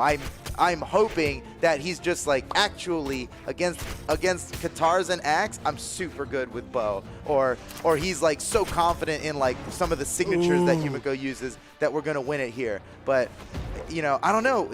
I have seen Java kill all the best players in this game with his Bodvar, and I'm like, why would you switch off of Bodvar? Yeah. You know? Well, at the very least, he's got the stop sign hammer. We guaranteed that he has. Okay, good. He has it. So the spirit of Trucker Bodvar is with him. Then it's actually so unusual to see. I think, the platform barely saves Java there, spiking him off the platform instead of off the ground. That neutral stick would have taken him out completely. Hammer's primed up. Sidelight doesn't hit. He dodges into the platform to avoid Stingray, and the neutral stick doesn't follow up off of the sidelight. He got close. Yeah, not only did it miss, but Stingray had the perfect dodge and punish for it. Ooh, surprise attack by Java. Yeah, you got to be so ready to. Whoa! Oh man! Is it just me, or does it feel like that's faster than I remember? It's fast. You got to be anticipating it. You got to just recognize when a Yumiko is at that range with a hammer. You just know what they're up to. You got to be. Anticipating. I guess if he dash, what? Neutral stick in the downer there, Java. Oh man, I was wrong. He totally had a Yumiko in his pocket. He lied on the question so that people wouldn't know. Secret weapon. Secret weapon. Neutral light. It was the secret he avoids weapon. the weapon throw. And now Java, so far ahead of this match, despite look at that. Honestly, he's favoring the bow over the hammer. He threw a brand new hammer away. He threw a brand new bow away for the old bow too. I think he's prioritizing just keeping Stingray on arms. Yeah, he just wants to keep him on arms. You're right. Stingray didn't pick up that weapon, and now Java on the hammer throw. Oh, look at that! Is so good. Stingray was waiting for a weapon throw, and he had the perfect answer to it. Not only dodging the weapon throw, but canceling out of that dodge with the punish. Beautiful play by Stingray. Java's still got a pretty good lead here, though. And he absolutely needs to win this, right? Java's back is against the wall. These tiebreakers are a best of 3. If Stingray wins this game right now, it goes to MDVA. Oh, Stingray's ready for the side six now. Even the dash, giving it the extra distance, isn't going to be catching him off guard as it did on that first stock. Stingray falls to the nair. Side six whiffed again. Stingray gets 3 clean hits off of that side six, missing a Java. Now he has more damage tacked onto his character than he does on he brought Stingray. it back. Stingray was losing a second ago. Now he's winning, not by much. Oh! Java going Repositional neutral sig. Repositional, I like it. Using that as a he's using it for the option. movement. D-light recovery. Gets disarmed, and Java now with weapon control again. Sider comes through. Stop Sider can do it. Oh, perfect. Misses. Punches him away just in time for the weapon spawn. And now Java has no weapon. Uh-oh, he's in trouble. It's so close. Stingray. What is that? He gravity cancel down lights. He doesn't. Okay, he baits out the down sig. I can't believe if he landed that on stage, he was gone. Oh, down light. Is that going to be what it takes to end the stock here? The side sig doesn't work, but the side light nair is never going to kill. Gravity cancel down light recovery catches the jump, and Java somehow steals the stock again. That's crazy how comfortable Stingray was with the hitboxing of that signature coming at him, that he just stood in front of it and let like the breeze blow his face. And he didn't even dodge. He's just like, that's not going to hit me. I'm going to punch you when you get out. Yumiko's side sig doesn't exactly get weaker at the end of the signature. It hurts all the same anywhere on it. So that's why that was so crazy. Java is doing, we saw this happen a few times in the crew battles as well when he's put in this position where he's at a really deep damage stock. He's so good at just destroying all momentum his opponent had and then coming in really quickly with those hits. Stingray finally gets the stock, but only after getting hit by a D-light and a neutral light from the bow, and Java's now got a completely even Stingray. If he wins this, he secures the 2-0 weekend for MDVA, but Java is trying to get Team West their first win, and he's so close. Let's see if he can do it. Oh man, the pressure's really on right now. Java has to win this or Team West loses. I mean, this is it. He missed the down light. Perfect punish. Stingray was expecting it. Woo. Nice I mean, headshot neutral Java there. has been relying a lot on like the surprise distance attacks of Yumiko in both the hammer side sig and the bow down line. Yeah. And it And, only I think takes a Stingray, few times. it only to get works hit a by few that. times. You can only surprise somebody so many times before they're anticipating it. I think, in fact, Stingray's baiting him into using that side signature right now. He's standing at that dangerous range, hoping that he goes for the side sig so he can spot dodge punish. I don't think Java's going to be able to get a weapon throw pickup again. I think the next time Java goes for a dash or weapon throw, Stingray's going to dodge it, and he's going to punish him.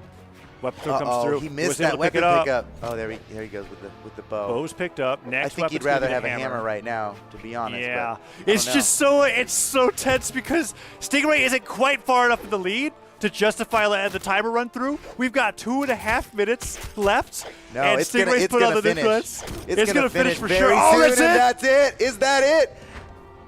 Yes, it's over. It is over. Stingray wins it for MDVA. They're up 2-0 now in the series, and Team West is 0-2 in the series. What a heartbreaker. Team West was so close to winning it here, but Stingray clutched it out in the tiebreaker. Oh my goodness, congratulations to Team MDVA. Oh, wow. Stingray. I'm telling you, man. Look, not every game Stingray plays is a crazy banger, but when it's time, when you need it the most, Stingray's going to clutch it out, and he did it once again here. GG, Team Northeast, Team Midwest, and Team MDVA on winning their matches today. Man, what an impressive showing from Team West, though. I was so impressed by how they strategized against MDVA with the crew battle, and I was so ready to be able to look at them as the underdog story going into the tiebreaker, but they still on the board, right? We were looking at those results. It was 2-1, 2-0, 2-1. West did take a round off MDVA, but that's going to be MDVA securing, like as you said, the 2-0 for the first weekend of the North American Pro Series. GG. And what a good first weekend for the Pro Series here. I'm so excited about this Pro Series. I think it's working out better than we all expected. This is a whole lot of fun. Join us on tomorrow's esports dev stream. Check out brawlhalla.com/schedule to find out when that starts in your time zone, where we're going to go over the team's picks and lineups for next weekend's matchups. Because we're going to do this all again next weekend. And you know what? Again, the next weekend after that. So it's the Pro Series, baby. It's just going to keep on going. Oh, man, that was awesome. Taz, do you have any closing remarks before we end this stream? I can't wait to see how these matchups play out over every weekend. The first weekend's always the most exciting for me when it comes to these matchups because we get the really blunt score lines, the 2-0s, the 0-2s, and the 1-1s where you really can't draw any conclusions. And it's going to be week 2 of the North American Pro Series where we really start to see what teams are super dominant and what other teams are really starting to come back into the field and go, okay, I get it now. This is the strategy that we need. And they even up the score lines. Maybe we see some 2-2s coming along. I don't know. Yeah, I'm excited. I can't wait. That you bring up a good point that this week had the farthest seeds away from each other, and as the weeks go on, the matches are just by design going to be closer and closer. So we'll see, but we'll have to join us next week for more Brawlhalla Pro Series. I want to thank you all for watching and being a part of the Brawlhalla community. All this works because of you guys out there watching. So we're going to keep on doing this. We're going to keep on having so much fun. And, hey, more viewership rewards, right? Join us tomorrow for the esports dev stream. And if not, join us next weekend for more Brawlhalla Pro Series. Thank you, and have a good rest of your weekend.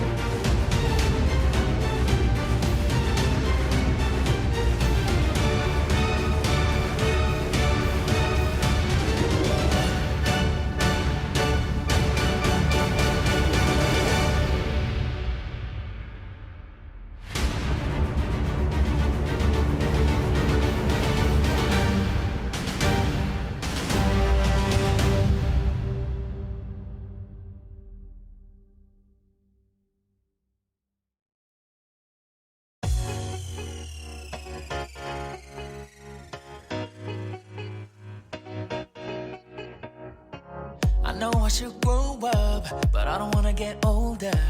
It's underrated to be young and free, yeah. Tomorrow may never come, old days I'm running from.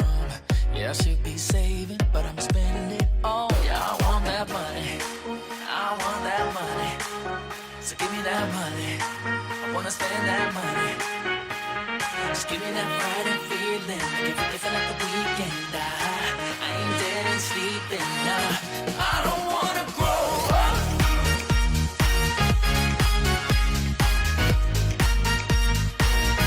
I don't wanna grow up.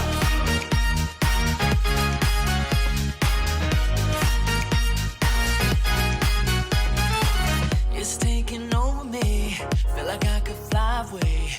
Oh, I've been waiting to kiss the sky, yeah.